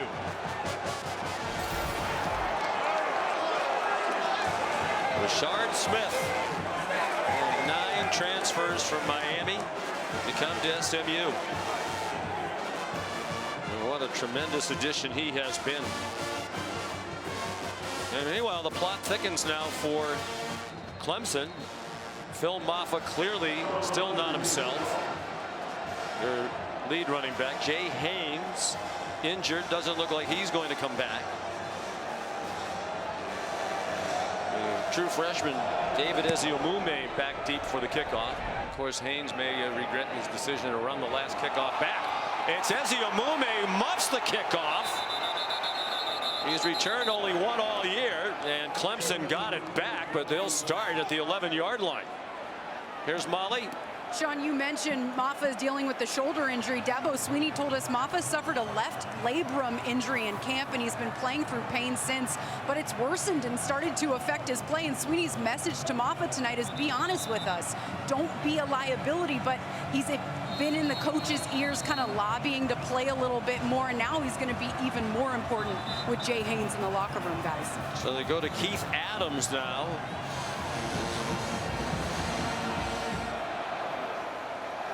No, it is Maffa who's out there. Keith Adams would likely be next on the depth chart. He's more of a short yardage running back.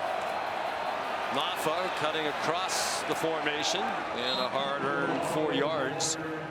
Kobe Wilson made the tackle. They're just going to still continue to lean on Maffa. He might not have as much ability to break tackles as he did with both good shoulders, but still a big part of this offense. And remember, that SMU defense very aggressive on the last couple downs. Let's see if they try a double move at some point in the stride. Maffa 1,000-yard season, the first of his career. TJ Moore the catch. 12-yard gain, first down. Big night for both true freshman wide receivers. Moore and Wesco both came in with more than 500 yards receiving. The only freshman duo in the country with 500 yards receiving or more. They're just getting started, too. They are going to be big time, like some of the great ones at Clemson over the years. They got Tyler Brown back from injury tonight. He's missed most of the second half of the year. Wesco, a nice catch. Goes down 2 yards short of the first down. Tyler Brown was their leading receiver last year. They haven't called his name tonight. He did practice this week, and they said he'd be available, but mostly to provide depth. This would be a spot here where I would try one of those double moves. And knowing, hey, you come back on 3rd and short and probably get it. See if you can't throw one deep here.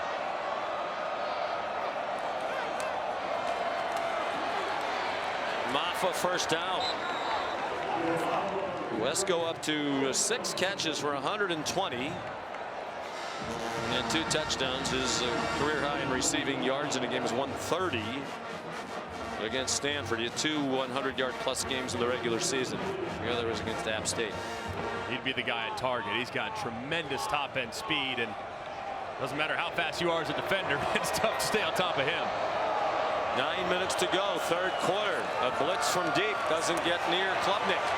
Single coverage, hand fighting, and an uncatchable ball over the head of Wesco, with Brandon Crossley in coverage. And here it is. He told you it was coming. Here's a stutter go. Fakes the curl. This time it's really well played by Brandon Crossley. He kind of probably anticipated that too. He'd been squatting the last 3 or 4 curls. He stays on top of it that time, and it's well defended. Crossley's playing in his 65th career game, so he probably knows those tricks by now. Transfer from Colorado State. That's more games played than anybody on this SMU team, and they have a lot of guys who played a lot of games. Klubnik throws. throws. Open receiver. Wesco again. And he's down at the 46-yard line. So what does Clemson do? Say, all right, you're going to take away the deep ball? No problem. We'll go back to the curls that we've had success with. So this time, it's a really nice route by Wesco. Threatens over the top, sits it down. Plenty of space and another completion for Wesco. And a career high 135 receiving yards for Wesco. A long way to go. Not even midway through the third quarter. And with an ineffective Maffa without Haynes, they're throwing the ball, and Crossley's been spun around a lot tonight.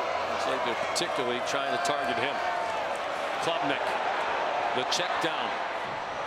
And Brittingstool thrown down just shy of the 40 by Kobe Wilson. 5-yard gain. Here comes number 6, Tyler Brown, who's into the ball game. It's good to see him back. Has had some injuries, but at times has been the best receiver on this roster, really mostly last year. He was their leading receiver last year as a freshman when Antonio Williams missed most of the year. 52 catches last year. Has missed most of this season. Here's Cole Turner, and he gets collared and dropped for a 1-yard loss. Kobe Wilson was there with help from Ahmad Moses. A 1-yard loss. And just a great job. This is a very aggressive defense, so misdirection can be your friend when working against it. But this time, Kobe Wilson sees it immediately and makes the play behind the line of scrimmage.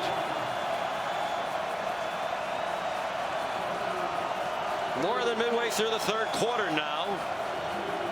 SMU's made it a 10-point game, and now the defense trying to get off the field. 3rd down and 6. Probably not in field goal range. Hooser and Robert Gunn both have big legs, but this would be close to 60 on a chilly night. Klubnik, look out! He's sacked. Back in his own territory. Jafari Harvey, another Miami transfer with the sack. Their second. And it was really both guys on the left-hand side. It's Roberts on the inside, Harvey on the outside. They both win. It's a race to the quarterback. Harvey gets there first. And it's a great, great play as the SMU sideline looks on with a lot of energy. It's going to the far side. Clemson dominated early, helped by the SMU miscues. They've done very little since the first quarter, just 3 points, and momentum is on that Mustang sideline.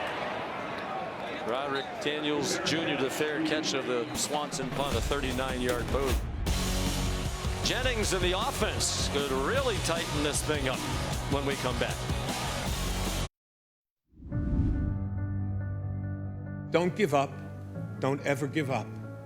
And that's what I'm going to try to do. Every minute that I have left, I will thank God for the day and the moment I have. You could have imagined when Jimmy V gave that remarkable speech the impact the V Foundation would have in his memory. It funded nearly $400 million in game-changing cancer research grants around North America. Please go to v.org/donate. 100% of your donation goes directly to cancer research.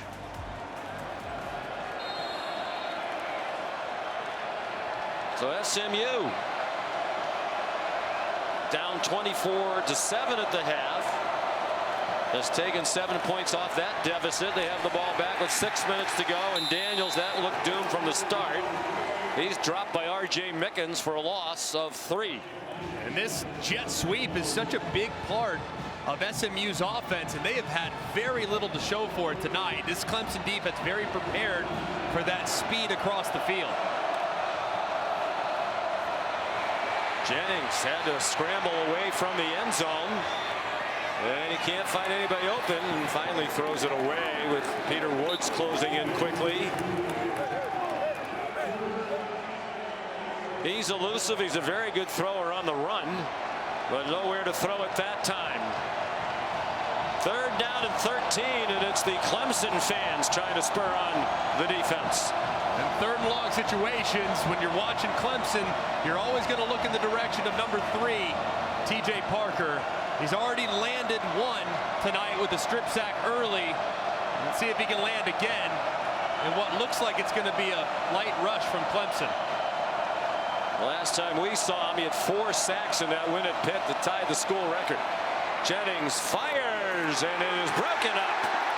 Good coverage by the freshman Ashton Hampton on Keyshawn Smith. Really well covered here. Hampton's press coverage locked all the way. Times it perfectly, gets out in front. Then the left hand reaches across to dislodge the football. Just perfect man coverage there played by Hampton. 5th punt for Isaac Pearson.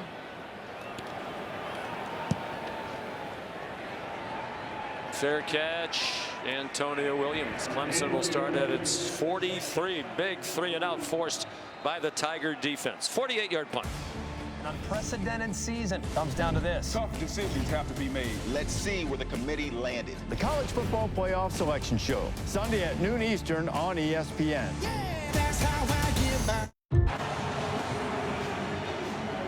Cade Klubnik in the Clemson offense, prolific early. They were held by great field position. The first 2 of those 3 touchdown drives started at the +33 and the +28. Then they had a 75-yard drive. 143 total yards in the first quarter, only 98 cents. Still leading by 10. Under duress, he throws it over the head of Jake Brenningstool, with Jafari Harvey putting pressure on Klubnik. Feels like here early in the second half, this SMU defensive line had some life injected into it because they didn't really have much of an impact. And this is really the strength of this defense. I mean, they are deep along the front, they're disruptive along the front, and they were quiet in the first half of this football game. But so far, their presence starting to get felt by Cade Klubnik.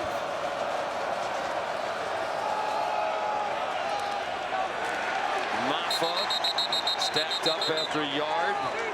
Anthony Booker, better known as Tank. I mean, he is Tank. We talk about how big their defensive line is. He's 348. He's a big boy. He doesn't move like he's 348 either. No. He's pretty nimble there on the interior of that defensive line. But here on 3rd and long, this is the opportunity for Jafari Harvey, who had a sack to end the last drive, and Elijah Roberts, number 5. Those 2 guys will go to work in the lineup at the top of the screen. Working against the left side of this offensive line. Nearing 4.5 to go, 3rd quarter. Clemson hits on a slant. Antonio Williams, there's a flag down. Thrown in the defensive backfield. It might be the first penalty of the night against Clemson.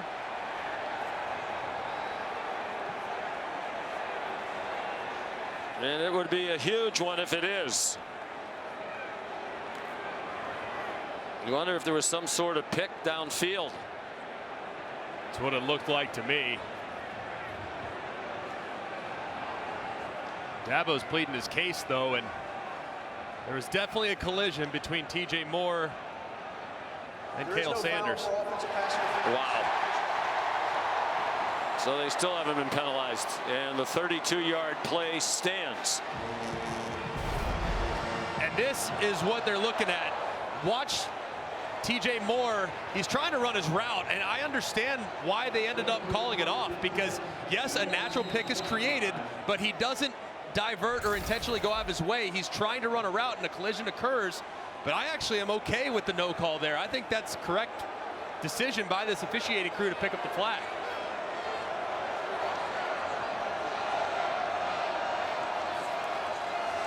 Huge call. Now they're in field goal range at the very least. Klubnik, short throw, and it winds up as an 11-yard gain and a first down. On the catch by Josh Sapp, one of their backup tight ends, just his 6th catch of the year. And I can understand why there's a lot of frustration on the SMU sideline, because there was a collision. Obviously, they created a pick, but it was a natural pick, and because of the route, it was just a really well-executed route that led to the big play.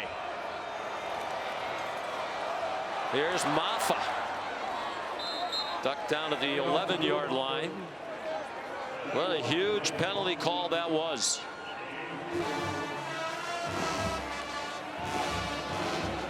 Kept the drive moving. Takes time off the clock. And really important that Rhett Lashley's defense forces a field goal try here. Touchdown and an extra point makes it a 3-score game.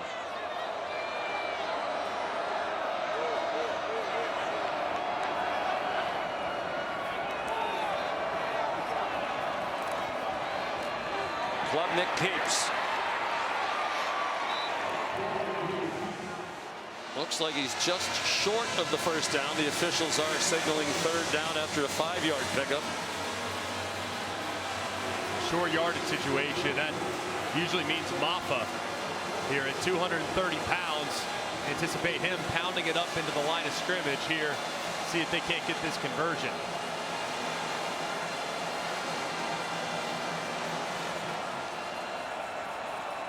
Probably 4-down territory, though. If I were Clemson, I'd keep the offense on the field for a touchdown.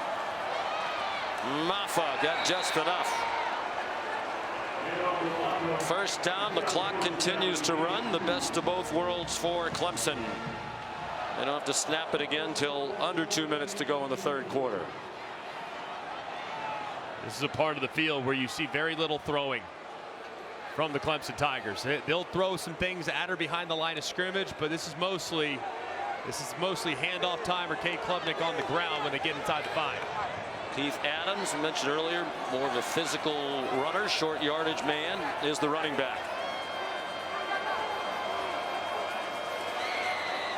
And it's a design quarterback run for Klubnik following Adams.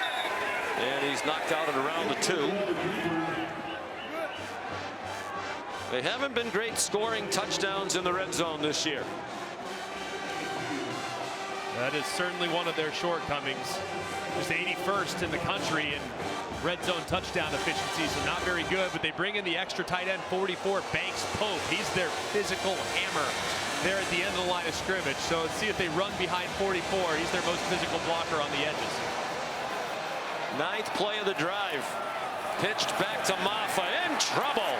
And taken down back at the 6. The tank there again. Proud of that midsection. I don't like that play call. I mean, that's 2 plays in a row now where you're trying to run to the edge against a very active and athletic defense. I mean, you're bigger, you're more physical. Why is Garrett Riley not trying to pound this ball up inside 3-4 straight plays with a 230-pound running back? I just don't know. Booker comes out, but they do rotate liberally, play 8 or 9 along the defensive line. Play clock down to 5, 30 seconds in the quarter. Huge play here, 3rd and goal.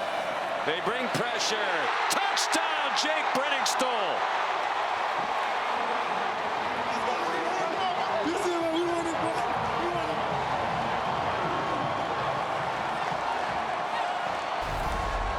Great recognition by Klubnik. He got blitzes all the way across. Brenningstool knows he has inside leverage, working against number 3 Ahmad Moses, and he's off too. So Brenningstool, he knows he's got him beat by leverage immediately. He turns around, the ball's on him. It's great throw, great timing, and terrific execution against the blitz called by SMU. So here's Hooser. And that's a big extra point. Now it is a 3-score game. Well, the huge play on this drive was the 32-yard completion to Antonio Williams. It looked like it was going to be taken down. This is a 3rd and 9 play. Originally, they threw a flag for offensive pass interference. Let's bring in Matt Austin. Matt, what do you think? Well, the offense definitely got what it wanted out of the play, but I didn't see any intent on the receiver to go in and make a block. I think there was just a lot of traffic and there was contact. I'm okay with picking up the flag. And that's really good coaching, honestly. I mean, I know that, look, Brent Lashley's an offensive guy. They do it too. It's the rules. So you can create rubs. Offense calls them rubs. Defense calls them picks. They just timed it up perfectly. It was a really good route by Williams to time it up as well. And really, it was the defender that almost initiated the contact. There's Gunn to kick it off. They should just put the ball on the 25 when he kicks off. Save a little time. At least keep the people in the first 3 rows safe in case he kicks it up in the stands. Well, they have a lot of work to do, and they have to do it quickly.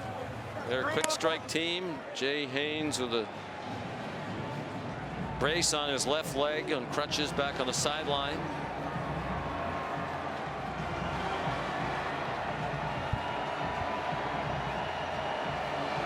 Final 23 seconds of the third quarter. Each team has scored one touchdown in this quarter. Jennings keeps after the fake to Brashad Smith, and he hops ahead for about 8 on what might be the last play of the third quarter. They're trying to get another one off.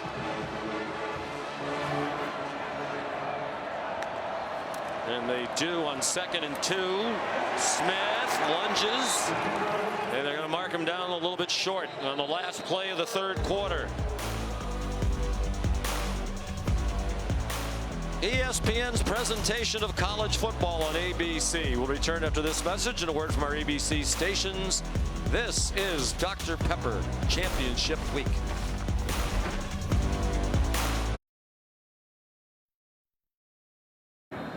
Coach, you just huddled up the entire team ahead of the fourth quarter. What did you say to them? That's what we always do. We're going to finish the last 15 minutes. That's who we are. It obviously doesn't look good right now. We started the half well. You know, unfortunately, we didn't get the call on the OPI on the big third down play that allowed them to score on 2 big third downs that last drive. But we got 15 minutes, and we're going to give it our best for 15. Thank you, Coach. Thanks. Yes, 3rd down and 1, and Jennings throws, caught. Daniels runs after the catch. There's a flag thrown. Clemson sideline thinks it's against SMU. This might be OPI going the other way. Offensive pass interference. The pass was touched behind the line of scrimmage. First down, SMU. Good teamwork. Meanwhile, Dabo Swinney's team has still not been called for a penalty. Since 1952, the year before they were charter member of the ACC, they've played 1 game without a penalty. It was last year in a win over Notre Dame, 31-23 in Death Valley. The penalty list tonight, they had 1 flag thrown on, they got picked up. Here's a reverse. It's a flea flicker. Jennings throws. Tight end Hibner is open. He stumbles down. Probably wasn't going to reach the end zone, but he had a few more yards if he could have stayed on his feet. So nice call, well executed. And they're at the 22, and they're going quickly after a 30-yard gain. The transfer from Michigan, Hibner, who was on the national title team last year. Single coverage, lots of hand fighting. Keyshawn Smith and Avion Terrell. You know, Hibner's been a terrific player, especially the second half of the year. He caught 2 balls in 4 years at Michigan. He was stuck behind Colston Loveland, who's going to be a first-round pick in all likelihood. Great tight end. He has been a big factor for this team second half of the year. No shame in not getting a lot of looks behind Colston Loveland, but man, he's been terrific, and he's exactly what the portal's all about. An opportunity to come play and be a star. Fake to Smith, and Jennings got 2 after the keeper. They're at the 20. It's 3rd down and 8. So far today, Clemson's been rushing just 3 guys along the defensive front. And at some point, they're going to bring a blitz. Wes Goodwin probably trying to catch this offense off guard. Do they rush 3 here, or do they blitz? If I'm them, I'm thinking about blitz and increasing the urgency for Kevin Jennings. They've played excellent defense, particularly lately. Jennings on 3rd down, back shoulder, Hibner! Touchdown, SMU!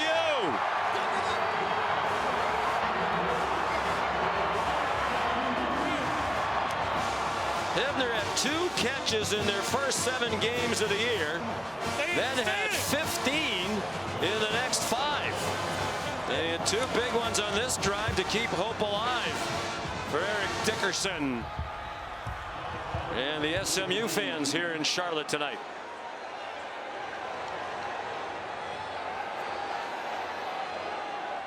Colin Rogers to the extra point. Well, they scored, and they did it quickly. Took 2:01 off the clock to go 75 yards. Hibner 2 catches for 50 on that drive, and the touchdown. His 4th of the season. 13:22 to go. It's back to a 10-point Tiger lead.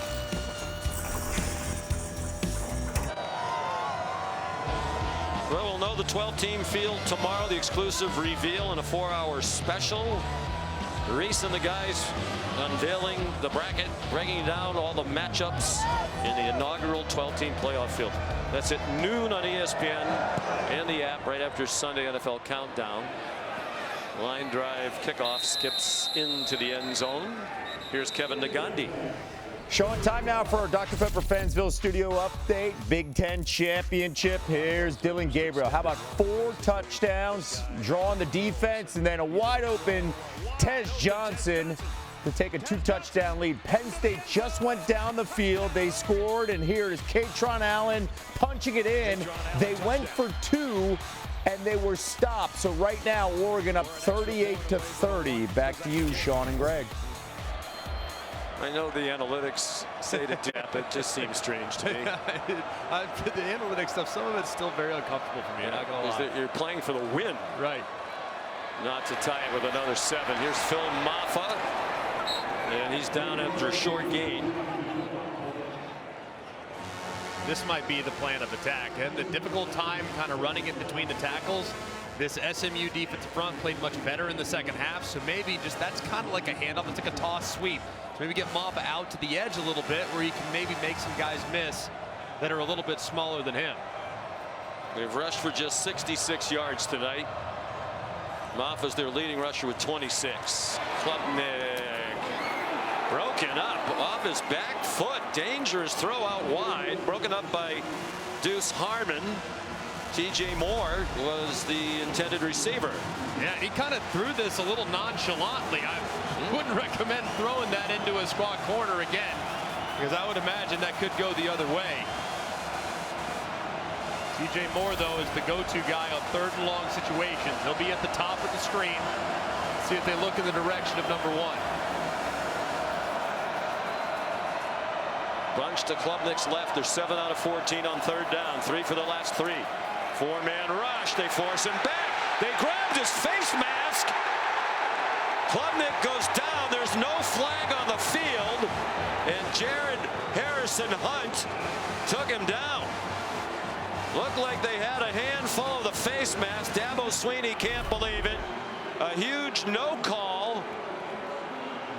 An 8-yard loss on the 3rd SMU sack was Cameron Robertson, who had a hold of the headgear. Wow. I mean, what a huge break for SMU right there. I mean, that is a face mask plain as day, just missed by the officials. So here's Swanson to punt. Unlike the last time we saw a Clemson game, we didn't have a penalty called after they watched the replay board. Fans still booing Roderick Daniels Jr. The punt return. Dabo Swinney still letting the officials have it. 45-yard punt, 10-yard return.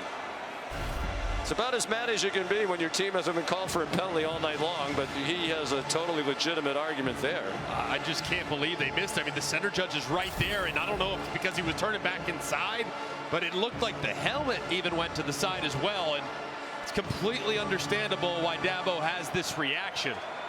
A long way to go, almost 12 minutes. It's a 10-point game again. And SMU with good field position from its own 45. Jennings started up as if he was going to run, then dropped back. Now he's scrambling for his life and throws it away. A.J. Hoffler's a backup defensive end, put some pressure on.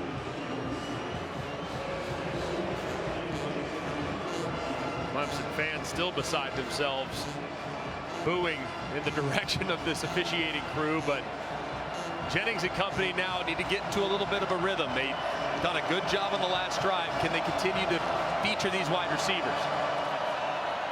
Rashard Smith sliced ahead for about 3 before he got stood up and sent back by Sammy Brown. A very rare talent. Wes Goodwin said it isn't very often, maybe once or twice in your career, you get to coach a young man like Brown. Has everything you're looking for. 3rd down and 6, probably 4-down territory. Jennings over the middle, dropped. Rashard George Smith might have turned to see what he needed to do to get the first down. And the punt team's coming on. Man, I mean, this is just so out of character for SMU. That's their second drop tonight, at least, maybe more. But obvious drop right in the hands. He might tight turn, at least give you the chance to potentially pick it up, but just a huge mistake. Are you surprised they're not going for this? I'm not, with how their defense is played, and they don't want to give the ball back to Clemson in plus territory again. Analytics, ESPN analytics say go for it. I'm surprised. Still down 2 scores. And that punt goes into the end zone, 51 yards, but just a net of 31. Big drop. 11:08 to go, a 10-point lead for Clemson.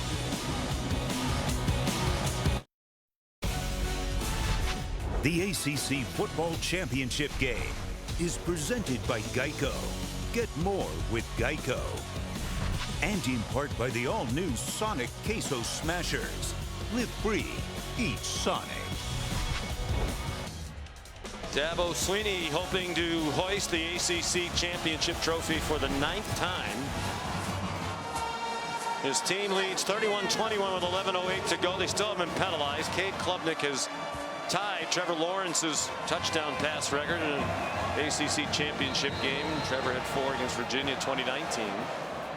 And Kevin Jennings keeping SMU close with 2 touchdown passes here in the second half. They decided not to go for a 4th and 6 near midfield, down by 10, hoping the defense can force a quick 3 and out. Antonio Williams stopped after a 2-yard gain by Ahmad Moses and Jonathan McGill. The defense has really settled in here in the second half, and really the last 2 quarters. I mean, they played pretty well in the second quarter and the third quarter, but there in the first quarter they were on roller skates. But I think Clemson's got to find something here, man. They haven't been able to run it. The quick passing game is starting to be bottled up. And Clemson took advantage of some shakiness early by SMU. Some key miscues that helped Clemson rush off to a big lead. Slant knocked down. Broken up by Deuce Harmon, intended for TJ Moore. And Rhett Lashley has the chance to get what he was hoping for when he decided to punt if he could get a 3 and out. I would try and see if Harmon got a piece of this. He did. That's well defended there again by the SMU corners that have had some ups and downs tonight. 10:27 to go. This possession's taken only 41 seconds off the clock so far for the Tigers. Trying to give Dabo Swinney his 9th conference championship. Only Nick Saban's 1 more conference championship games, 11. And Klubnik forced to throw it away. Ahmad Walker put the pressure on, so a 3 and out. And it took only 47 seconds off the clock.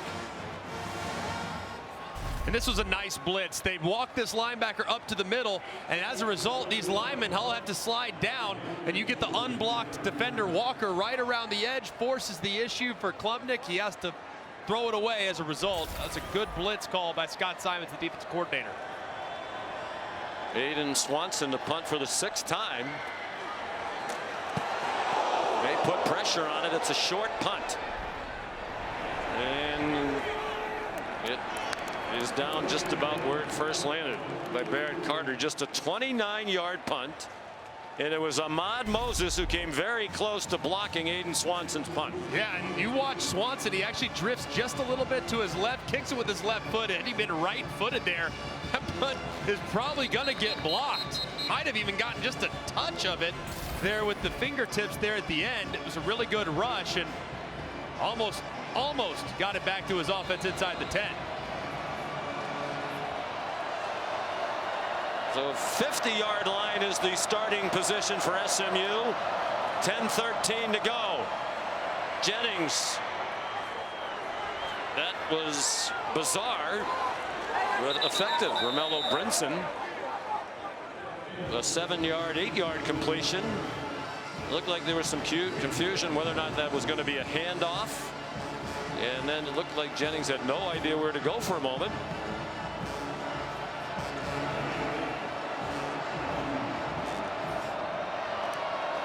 Second down. Jennings gets away, throws it laterally to Smith, who has the first down before he's wrestled down by Wade Woodaz. 9.5 to go and the clock running. Excellent movement in the pocket there by Jennings. Looked like Parker was going to get another sack to his blind side, but he stepped up, evaded the rush, and found an outlet. Jennings slides down. They mark it down where the slide began, so it's a pickup of 7.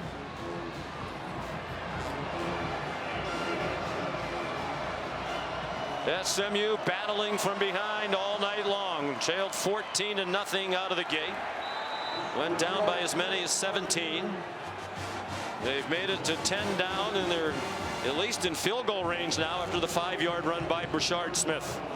Can't take a sack here if you're Jennings, knowing that your field goal kicker missed short earlier. Smith up to 96 yards rushing on 20 carries. Quick throw and catch. Romello Brinson. Ashton Hampton knocked him out of bounds. They're at the 20-yard line. And this possession has taken only a minute and a half off the clock so far. Clemson on its heels. High snap, flag down. Before the snap.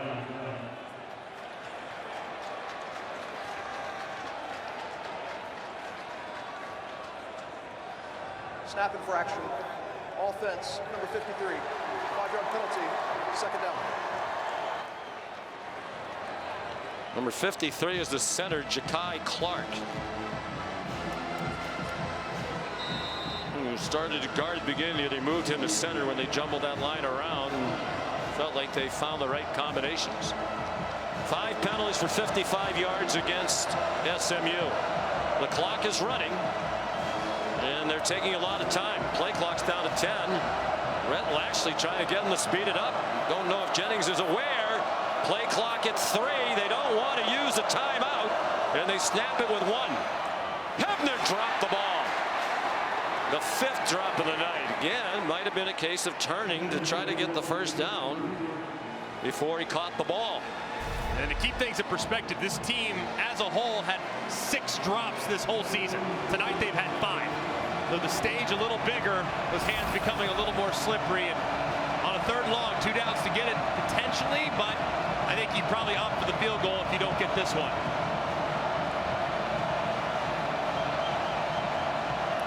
Could be a combination of the pressure, and as you said, cold temperatures. Neither team is used to playing in weather like this. The feels like temperatures 36. 3rd down and 9. Under 8 minutes to go. Jennings, short throw. There's a flag down.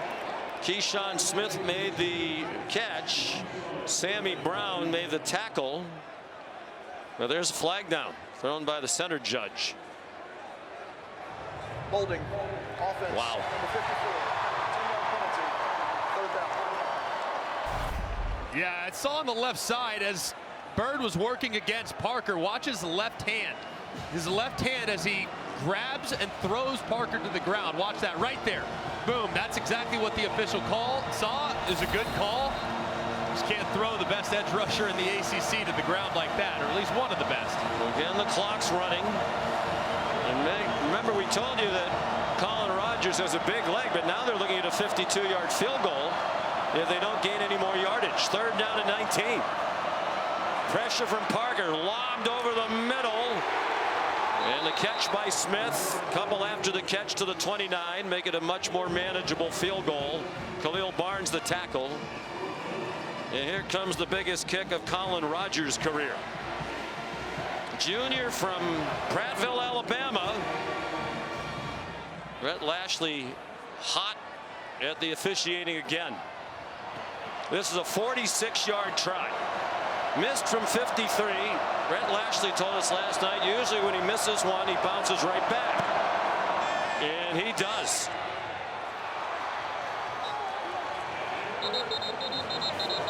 It is a 1-score game and 6:56 still to go. Adam Savoie. It's a 5-yard penalty apparently here against Clemson. Running into the kicker. Defense number 16.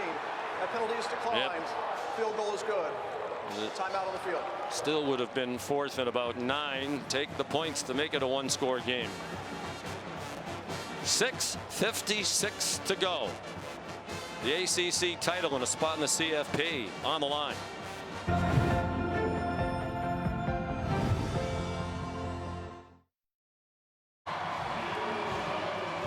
Brett Lashley just beside himself a moment ago, wanting a roughing the passer call on the defensive end, TJ Parker. Big collision in the backfield. Lashley's so mad because a little earlier his defensive end was called for roughing the passer. That was a violent collision, but I was good with the no call. I didn't think there was anything too egregious done by Parker to warrant the flag.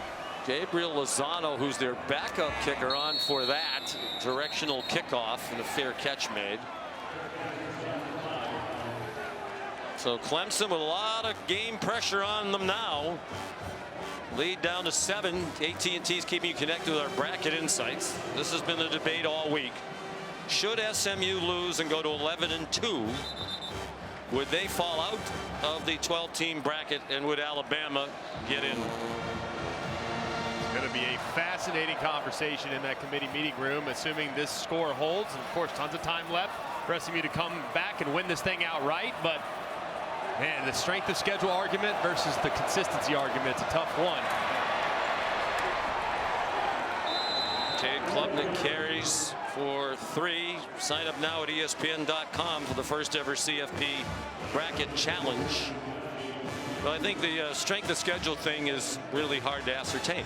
I mean, how do you determine how strong some of your opponents are? I mean, how good are, you know, I think the ACC, as we've said, gets a bad rap. We saw how good Georgia Tech is. Louisville's a very good team. Syracuse is a good team. Duke's a good team. Now SMU didn't play all those teams. The one thing they didn't have on that graphic is losses to teams that have lost 6 games. Alabama has 2 of those. SMU doesn't have any. Wesco the catch.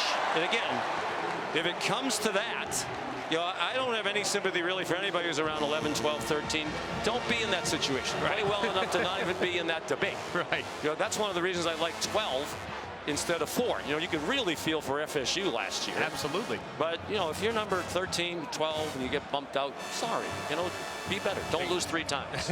Right, or 2 times in the case of Miami. You're right. Yeah, Miami. I mean, just go to Syracuse last week and win. And I know they're a really good team, but you had a chance. I think the big conversation, though, is really more about conference championship games. And the fact that SMU is being measured against multiple teams, whether it's Alabama, South Carolina, Miami, teams that are not playing this weekend, whereas SMU has to put something on the line. So there's still a lot to be determined here, and I do want to get back to that because, you know, Brett Lashley talked about it. Lane Kiffin mentioned it during the regular season. What is the incentive for a team like his that's number 8 and in the field to come play this game if you come trying to compete and win a championship and you lose and they take you out of the field and move teams that didn't even play in their conference championship game ahead of you? Maffa wrestled down, 5 minutes to go. Anthony Booker the stop. Here's 3rd down and long for Clemson. And their offense, this really is reminiscent of the game we saw at Pitt. It has gone to sleep. Last 7 possessions for Garrett Riley. 5 punts, the 1 touchdown in this half and the end of the first half. The guy that's been relatively quiet on 3rd down all game today has been Antonio Williams. You have to wonder, their best receiver, he's lined up right here in the slot. Is that where you look on the most critical down of the game? SMU playing way off on that side of the field, playing behind the line to gain at the moment. Play clock going all the way down. Enormous 3rd down and 7. Klubnik rolling out. Will he run for the line? He throws, and it's almost intercepted by Ahmad Moses. It was Antonio Williams he was trying to find. Looked like he wanted to run, Klubnik, but he made the decision he wasn't going to get to the line to gain. Yeah, and it looked like he was trying to work Antonio Williams, who breaks out and then breaks in. But because of the defender underneath, number 24, Kobe Wilson, he's kind of talked out of that throw. He did have TJ Moore inside, but just kind of missed him. So I'm not sure who he was trying to throw to, but did have a chance had he looked in the direction of TJ Moore. 7th punt for Swanson. SMU will get the ball back with a chance to march down the field and perhaps tie it. Fair catch made by Daniels at the 21-yard line. 39-yard punt. This might be the most meaningful 4:05 of this college football season right now. Will it be Clemson or SMU getting the automatic bid? If SMU loses, what happens? You know, Alabama's fate with an eye toward the playoff could be hanging in the balance here. But credit SMU, shaky early. They've come back to make it a game. Yeah, they've really been the better team starting in the second quarter beyond. I mean, they've made some massive mistakes, but to still have a fighting chance. And you got to be thinking, too, if they score, do they go for two? That could be a conversation as well. Jennings sets and fires an errant throw. Trying to throw back to Jordan Hudson. SMU has now outgained Clemson by 70 yards, 379 to 309. Jennings 23 out of 40 for 248, 2 touchdowns, and interception. Clemson took advantage of a fumble recovery in a short field, a punt return with a penalty tacked on for an even shorter field to jump ahead 14-0. But SMU's had the edge in play since.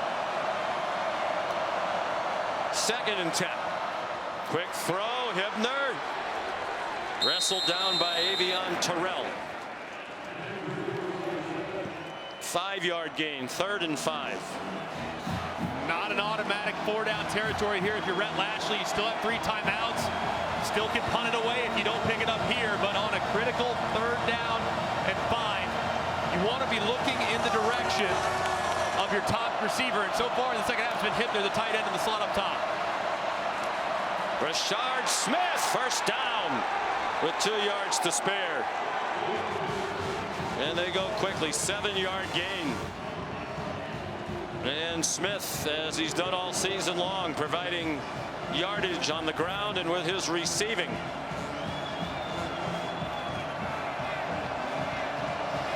Field goal probably out the window now for SMU with the clock about to go under 3 minutes.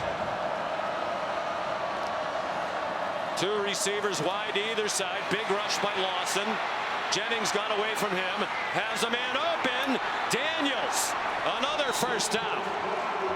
They're out to the 47-yard line on a 14-yard pickup.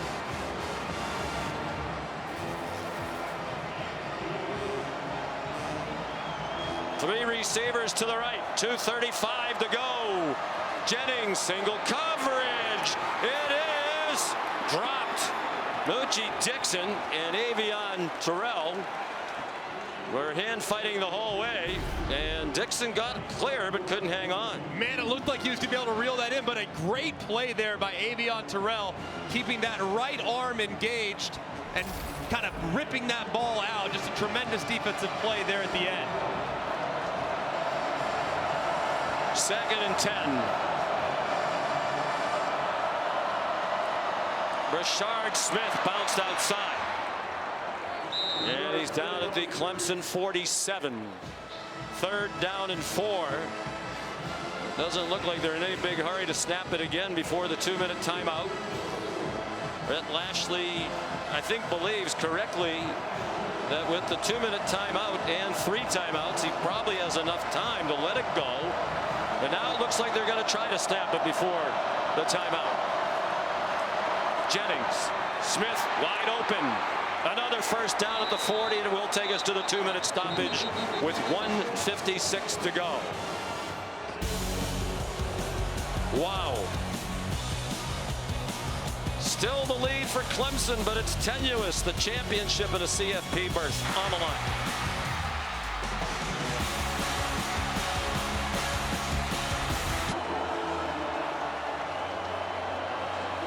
We're back in Charlotte, the ACC championship game. SMU down by 17 points coming into this 4th quarter, is now down by 7 and on the move with 1:56 to go. 3 timeouts left. They're at the Clemson 40. Just a 3-man rush for the Tigers. Jennings to Rashard Smith. And the clock runs as he was stopped in bounds by Barrett Carter. No gain. Smith, a huge night, 102 yards rushing and 5 catches for 30 yards and a touchdown. It's what he's done all year long. 8th in the country in all-purpose yardage coming in. Again, Wes Goodwin rushes 3. Jennings pulls it down. Woodaz approaches. Receiver open. First down. Keyshawn Smith. They're at the 27-yard line with all their timeouts. And a minute 22 to go. What's been really impressive, too, is Kevin Jennings in the pocket. The pass rush has not been able to get home, and Jennings doing a great job keeping his eyes downfield and finding guys that are uncovered when he threatens to run.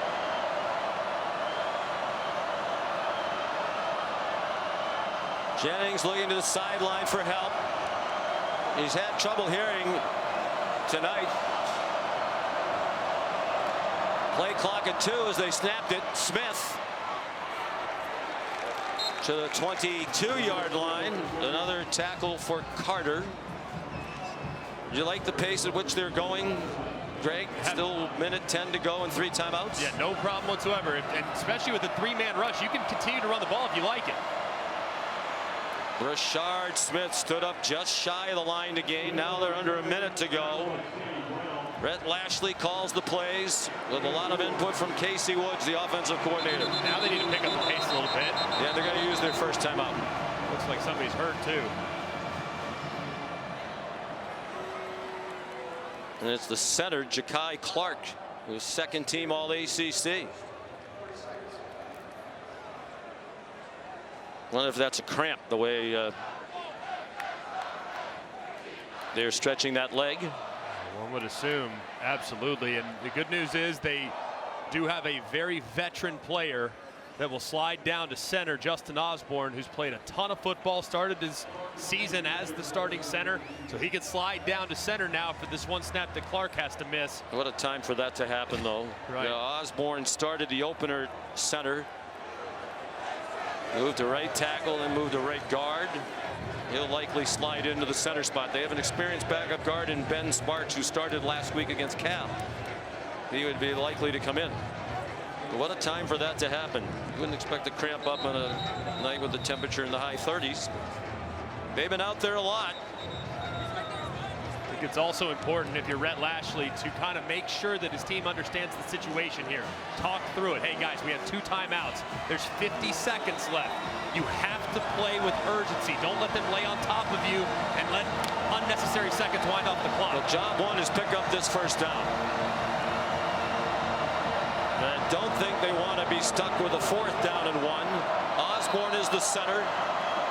Rashard Smith, the running back, on the left hip. He gets the first down to the 15-yard line. Lashley wants them to line up quickly. They are going to substitute, get Daniels back in the game. They take out Eby, who comes in short yardage as an extra blocker, fullback tight end type. Clock running again, 40 seconds to go. They're at the 16-yard line. 13th play of the drive. Jennings incomplete. Threw it to the outside with Woodaz in coverage. If that was inside, he was eyeing a pick. Keyshawn Smith, the intended receiver. And with how Clemson's really dropping out and kind of keeping things in front, I would just continue to lean on Rashard Smith. I'm not talking about handing it off, but he's been very, very good on this drive. 3 receptions on this drive by itself. I'd try to get Rashard Smith, the running back, involved in the passing game here, working against the linebacker and true freshman Sammy Brown.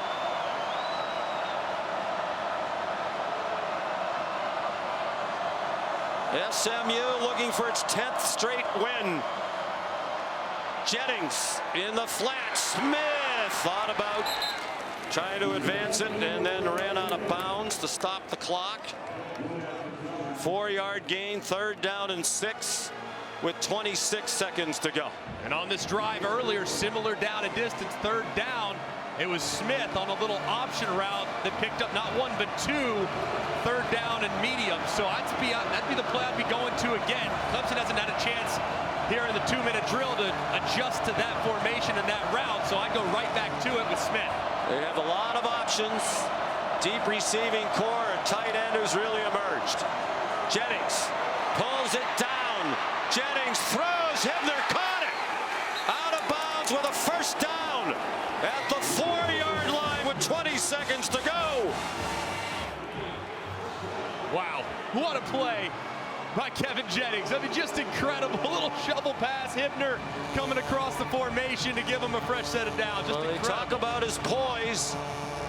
One of the first things Lashley noticed when he recruited him out of South Oak Cliff High School. Unflappable, especially after the very rough start. He's thrown for 306, 10 seconds on the play clock. Still the 2 timeouts. Not much pressure. Jennings, side of the end zone. Touchdown! Roderick Daniels Jr.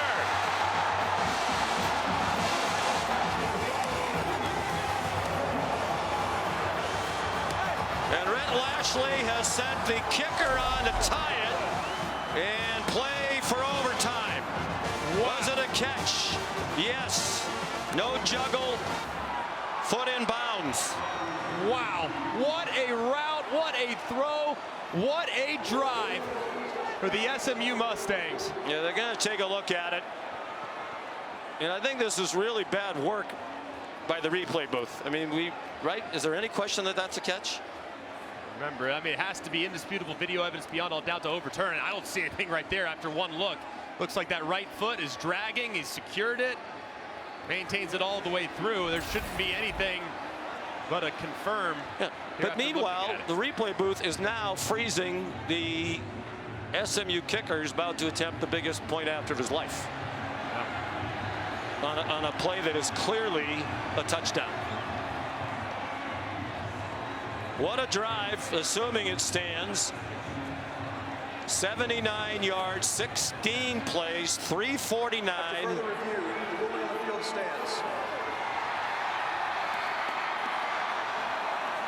So there's Colin Rogers, who has not missed a PAT all year. Jennings was 9 out of 12 for 62 on the drive. Imagine what this man's heart rate is like right now. It is good. And we're 16 seconds away from overtime. And I have seen enough.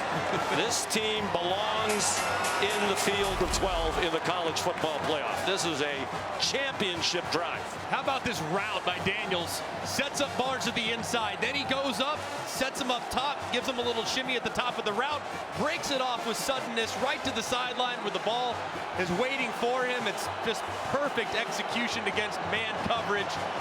And Rhett Lashley loves it, whereas Dabo seeing a 17-point fourth quarter lead evaporate right in front of him. And now this Pony game getting some laps in. Yeah, now this game potentially going to extras. Wild, man. Absolutely wild.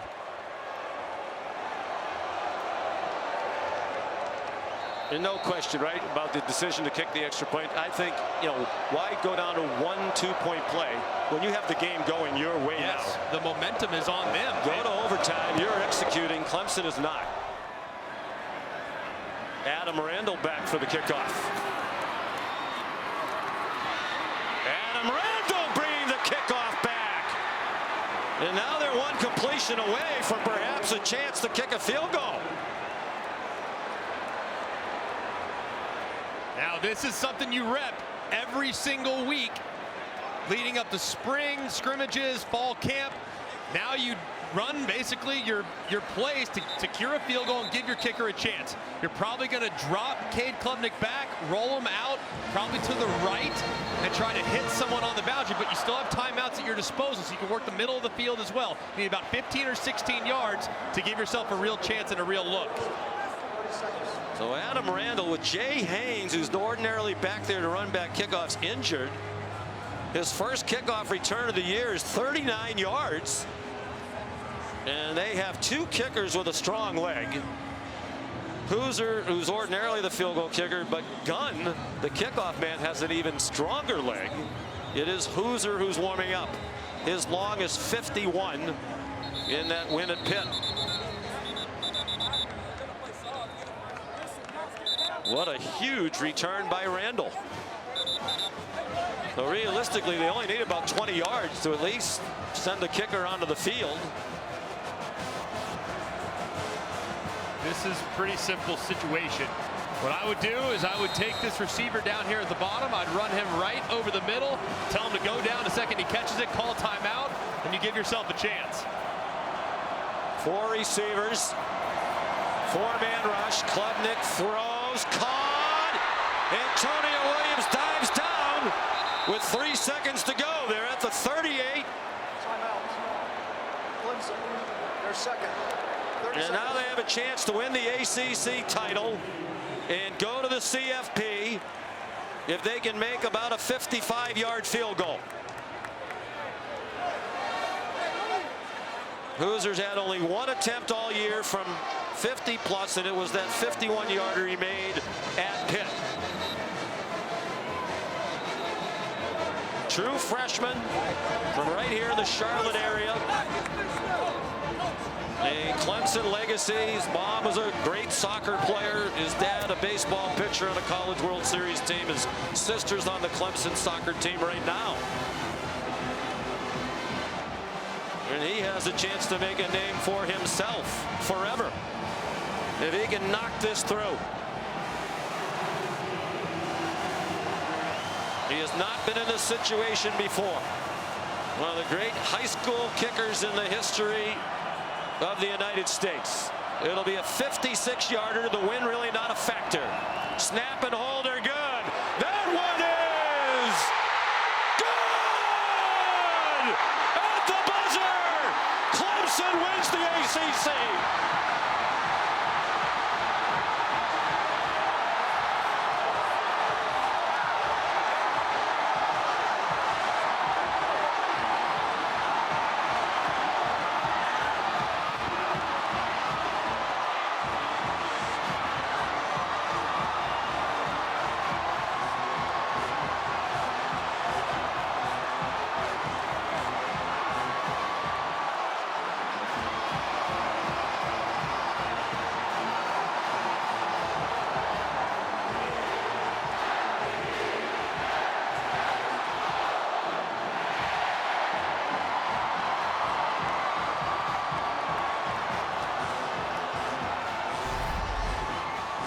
Wow.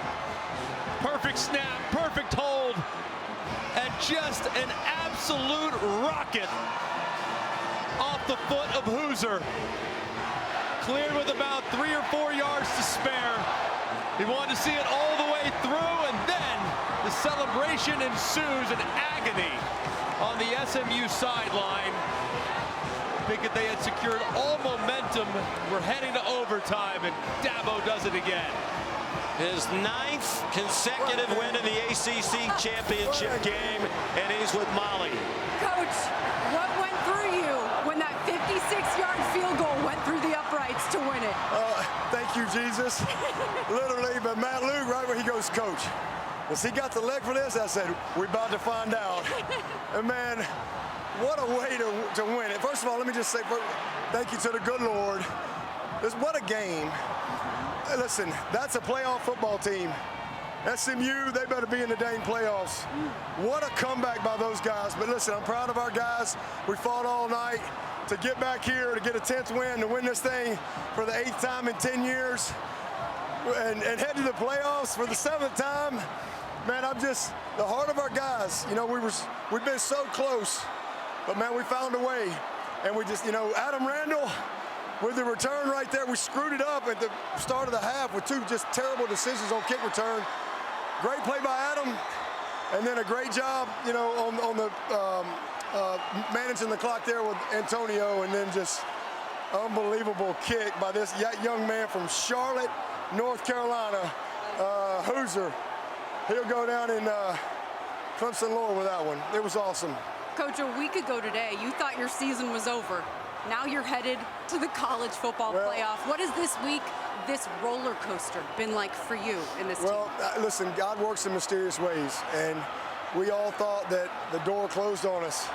But, you know, this was God's plan for us. That's all I can tell you. I mean, God just opened the door, and they fought their butts off. This was the 2 best teams in the league. This is what a championship game should look like. Disappointed that we didn't do a little better to finish it, but man, a great college football game. But listen, I'm just humbled and blessed. You know, I've been in a lot of these. and it never gets old, but all I can say is every bit of any glory goes to the good Lord upstairs, because this was his plan for us, and these young men, they kept the faith, and they just have had the courage to continue all season long, and I'm so happy for them, and I'm happy for our fans, and man, I mean, college football, I mean, what a game, and what a response by our offense when we had to have it. What is it about this team that can have you playing deep into December and maybe even January? Well, you saw a lot of our best football tonight. We didn't quite put the 4 quarters together, but you saw the majority of the game. We played some great football and what we can do. And we've been really close, but I'm just really happy for them, man. And we did what we needed to do. We won the turnover margin. We did enough in the red zone. And hey, it's a new season, and we're 1-0 in the postseason, and now we got a chance, and I think Lloyd Christmas said it best, so you're saying there's a chance, so let's go. All right, thank you, Coach. We'll see you in the playoff. Go Tigers. Go Tigers. Guys. My goodness. I'm going to go back, Greg, again to Adam Randall's kickoff return. Yeah. It was his first kickoff return of the season. He's back there by default. Jay Haynes ordinarily back there injured. It's their longest kickoff return of the season. And he goes officially for 41 yards, then the 17-yard pass play to get them into field goal range, and then the longest field goal in ACC championship game history. And some missed tackles that the SMU players will think about for a long time. Yeah, just amazing execution, too, on the declare down situation. Perfectly timed throw. Antonio Williams knows the situation. Knows he has to go down immediately. Don't fight for extra yardage to give Hoosier a chance to walk it off. And they do it. Just cannot say enough about the character that Clemson just displayed on those last few snaps. Here's Molly with Cade Klubnik. Cade, you were the MVP of the 2022 ACC title game. And you're the MVP again tonight. Wow. You said that the emotions from that game were still raw. What are the emotions going through you hearing that now? Oh my gosh. Unbelievable. Nobody can close a door that God has opened for you. And God opened a door for us last Saturday. And he opened a door for us, and all we had to do was go walk through it, and just so proud of this team. And God is so good. That was unbelievable. Oh my goodness. Your team is called this season a roller coaster. Talk about a roller coaster. A 17-point fourth quarter lead goes to the wayside. But what kind of composure did you feel within yourself and within this team to win it? Yeah, I mean, we're up 17. We got to go finish the game. That's partially on offense. We got to go keep scoring and just keep separating the lead. But at the end of the day, we finished strong. And I mean, Adam Randall with an amazing kick return. That's my guy right there. So just love that dude. Antonio Williams came up big on the last throw, and then Nolan Hoosier, baby, come on. Congratulations on the win. I'll see you up there on the stage. Thank you so much. Appreciate it, Molly. He was terrific early. 3 touchdown passes in the first quarter. They took advantage of some SMU mistakes. First quarterback ever to throw 3 touchdown passes in any quarter of an ACC championship game. We've seen that before with Clemson. We mentioned the Pitt game. You know, the offense kind of got stagnant. You can understand it tonight. Maffa clearly way off. Yeah. Jay Haynes gets hurt. They had to lean remarkably heavily on the passing game. And I go back to what Dabo Swinney said. I would say this directly to the people on that committee who are watching this tonight. If you watch that game and don't think that that SMU team deserves to be in the college football playoff, then I would respectfully, strongly disagree with you. Yeah, I think when you look at everything about this game, I think it summed up a lot of things. I want to talk about SMU in a moment, but I want to first acknowledge what we just saw from Adam Randall. Adam Randall, I don't know how many snaps he played tonight. I don't know how many Very he did. few. You know, the reality is, and I was going to make that point, I'm sure you were too. He was a very highly touted recruit.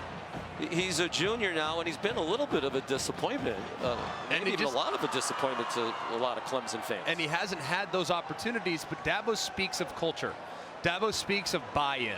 And Adam Randall is an example of what Clemson football has been about for the better part of a decade and a half.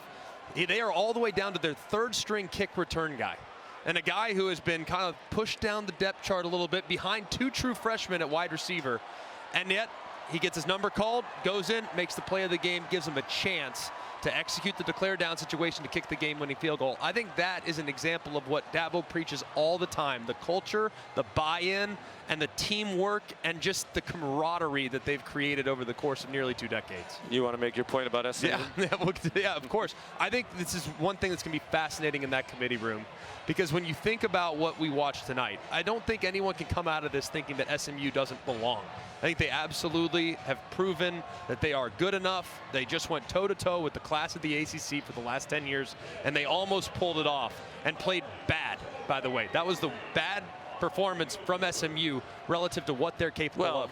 At the beginning of the game. Correct. But the turnovers, they mistakes, played very well after about the first quarter, really controlled the game. They had their C game and almost won the ACC championship game tonight. That just goes to show you what this team is capable of. But the committee has a very dangerous precedent that could be set if SMU is left out, because then you are essentially telling people you're de-incentivizing the conference championship game. And that's a very concerning thing, I think, for the health of college football. And why would you want to do that? How great was last night and today because of the meaning of all of these conference playoff games? You know, I love this 12-team format.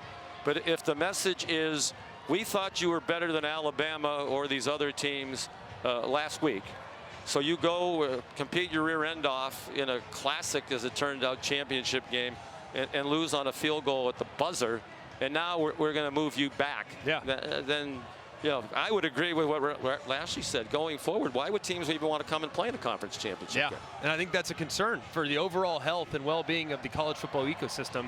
The conference championship is supposed to be a reward, and to use it as a penalty in this scenario, I think would be a dangerous precedent to set in the future.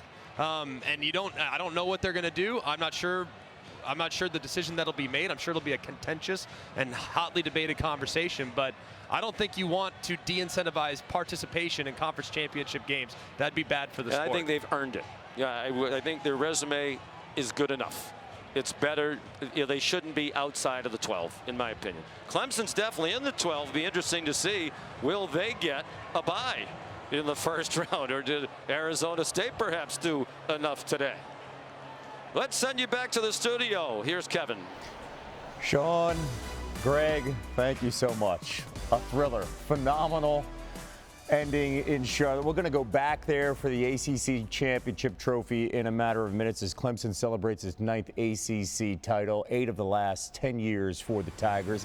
We also have a final in Indy, and that is the 1-seed Oregon in a tough one against Penn State in the Big Ten championship. Dylan Gabriel to Kenyon Sadiq. Nice move there. Gabriel and the passing attack all in sync. You see Sadiq going in with the leap. Then Gabriel to Terrence Ferguson in the end zone. It's now 21-10. Penn State, though, answering. Not here. Drew Aller picked off by Dante Manning. Returned for 24 yards to the 1-yard line. And then Oregon, they would take a 28-10 lead. But Aller finding his way and eventually bringing back the Nittany Lions to Amari Evans in the end zone. Okay, 28-17, 2 minutes left in the first half. Penn State in the red zone again. It's Aller. Look at his size right there and the physicality and getting in. And now, it's 28-24. Gabriel, simply too much. Watch what he does. The defense comes towards him. Wide open, Tej Johnson. Nice catch, 48 yards. 38-24 now, Ducks. Then it's 38-30. Jordan James going in. 45-30 now, Oregon, the #1 team and undefeated in the land. And then Aller, his third touchdown pass to Harrison Wallace right now, and it's 45-37. Penn State would have the ball with 2 minutes to go. The final chance. The one-on-one Aller on 2nd and 1, and he's picked off, and the Ducks hold on, and they finish undefeated. Dan Lanning celebrating first year in the Big Ten, and they go undefeated, and they secure that 1 seed in the playoff. Meanwhile, SEC championship, we saw this earlier on ABC, a thriller. Georgia-Texas rematch. Remember, the Dogs beat the Longhorns in Austin earlier in the season. Carson Beck, critical play. Closing seconds of the first half, and oh no, hit from behind, and he's injured here because that arm, the throwing arm, doesn't come all the way through. He would not start in the second half. Couldn't grip a football in the locker room, so redshirt sophomore Gunnar Stockton, come on in. And everybody stepped up for the Dogs after that. Lawson Lucky, what a grab. Yeah, that's a catch. The down 3, the best drive you saw from Georgia, opened up the second half. And look at the physicality. Trevor Etienne, not 100% going in, and Georgia up 10-6. And then here comes Texas. Fourth quarter, 3rd and 3, Ewers to DeAndre Moore Jr. We're tied at 13. Texas's kicker had missed 2 field goals. Got to hit this one. Auburn from 37 yards out. 20 seconds to go. We send it into overtime, 16 apiece. Gunnar Stockton now. Down 3. Boom! Goes down and goes down hard. And he's shaken up. Couldn't come back because Beck had to come in, helmets off. So Beck, he can't throw. You see that arm. It's hanging. So the handoff on the first play, Etienne.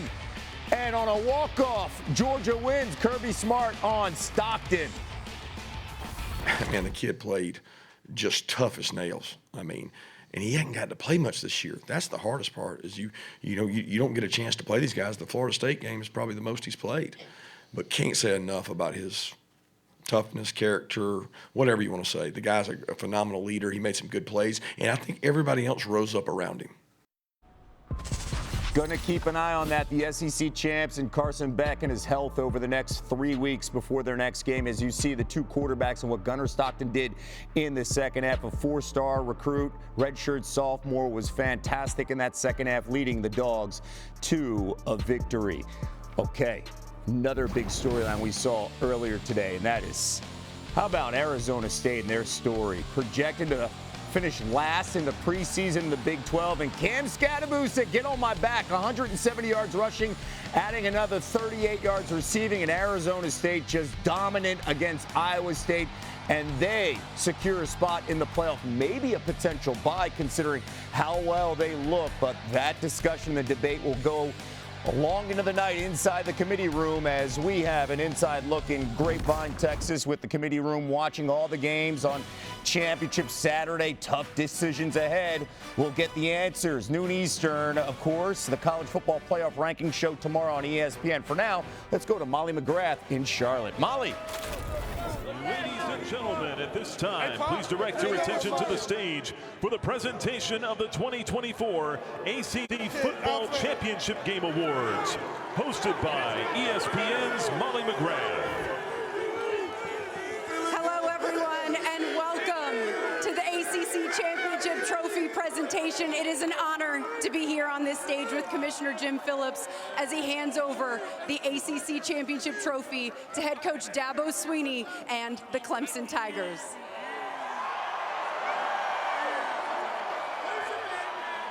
Coach, your 9th ACC championship win, and now you're headed back to the playoff for the first time since 2020. Why is this year's team the ones who could get it done? Well, because we've had great leadership all year, but all I can tell you is this was God's plan for us. I told him last week, God's not done with our story. We just got to walk it out. And so I'm just thankful to the good Lord for giving us this opportunity. But most of all, I'm thankful to these young men for keeping the faith, to continuing to have the courage to keep moving forward. And listen, I want to go right back at Fran Brown and give Fran Brown a shout out.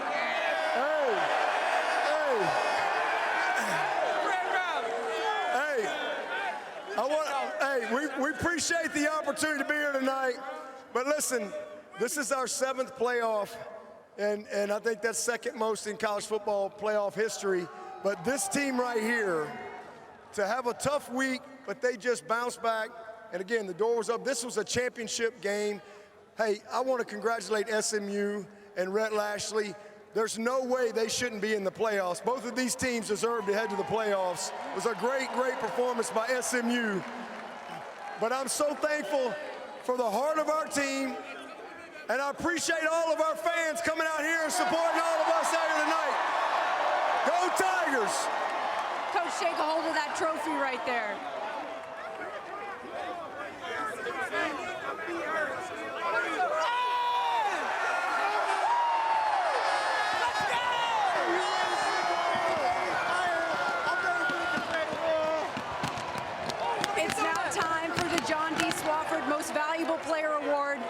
And it goes to the guy hoisting the trophy, Cade Klubnik. Cade, Coach mentioned keeping the faith. You guys had to do that this week, and then you lose a big lead in the fourth quarter. What kind of composure did you see from your team? What did you feel within yourself to win this game? Yeah, I mean, this team never flinched, even to the last play. Adam Randall taking that kickoff return, and that was awesome. You give us, I think we had, with 13 seconds left on the clock. That's too much time for this team, so let's just go finish the job. You guys have described this season as a roller coaster. How much more satisfying does that make this playoff run? The fact that this team has been through so much adversity, but now you have a chance to play for a national championship. Yeah, I mean, I would just say this team it's so tight. It's truly a brotherhood. It's one of the tightest teams I've ever been a part of. We've walked through so much adversity, and I think that it's one thing to walk through, good times together, but it's another thing to walk through hard times together. And that's where God really gets to shine. That's where Jesus really gets to be shown on this team. And I think that his plan was always in course, and we just had to walk through it. All right, congratulations on the win, Cade, and on the MVP honors, and congratulations to your 2024 ACC champions, the Clemson Tigers. We will see all of you at the college football playoff. Cade Klubnik, the third two-time winner of the ACC championship game MVP. Deshaun Watson and Tyrod Taylor, the other two to do it. Clemson wins, the first team ever to win an FBS conference championship game on a 50-yard plus field goal as time expired. And Dabo Swinney, for those who don't know the story, the shout out to Fran Brown, as the coach at Syracuse. Last week, when they lost to South Carolina, Clemson did, Dabo Swinney went home and locked himself in a closet, thinking their chances of going to the college football playoff were over, as their ranking was going to drop and they wouldn't have a chance to get the automatic bid in this game. Miami was ahead of Syracuse 21-0, and looking like they were coming here to Charlotte. Syracuse rallied, the biggest comeback win in Orange history, to knock out Miami. Fran Brown said on the field in the interview, "Hey, Dabo, I got you in." Dabo was still locked in the closet at his home at Clemson, and he heard some hooping and hollering out in the other room, and he looked at his phone and said, "Oh my goodness, we are going to the conference championship game." And that's why he returned the shout out to Fran Brown. It was unimaginable just a week ago. When Miami was ahead 21-0, Clemson's chances of making the college football playoff were 4%. Maybe there is some divine intervention. What an ending. Clemson, the winner of the ACC championship and the automatic bid into the first 12-team college football playoff. Good night from Charlotte. Coming up, your local news over most of these ABC stations.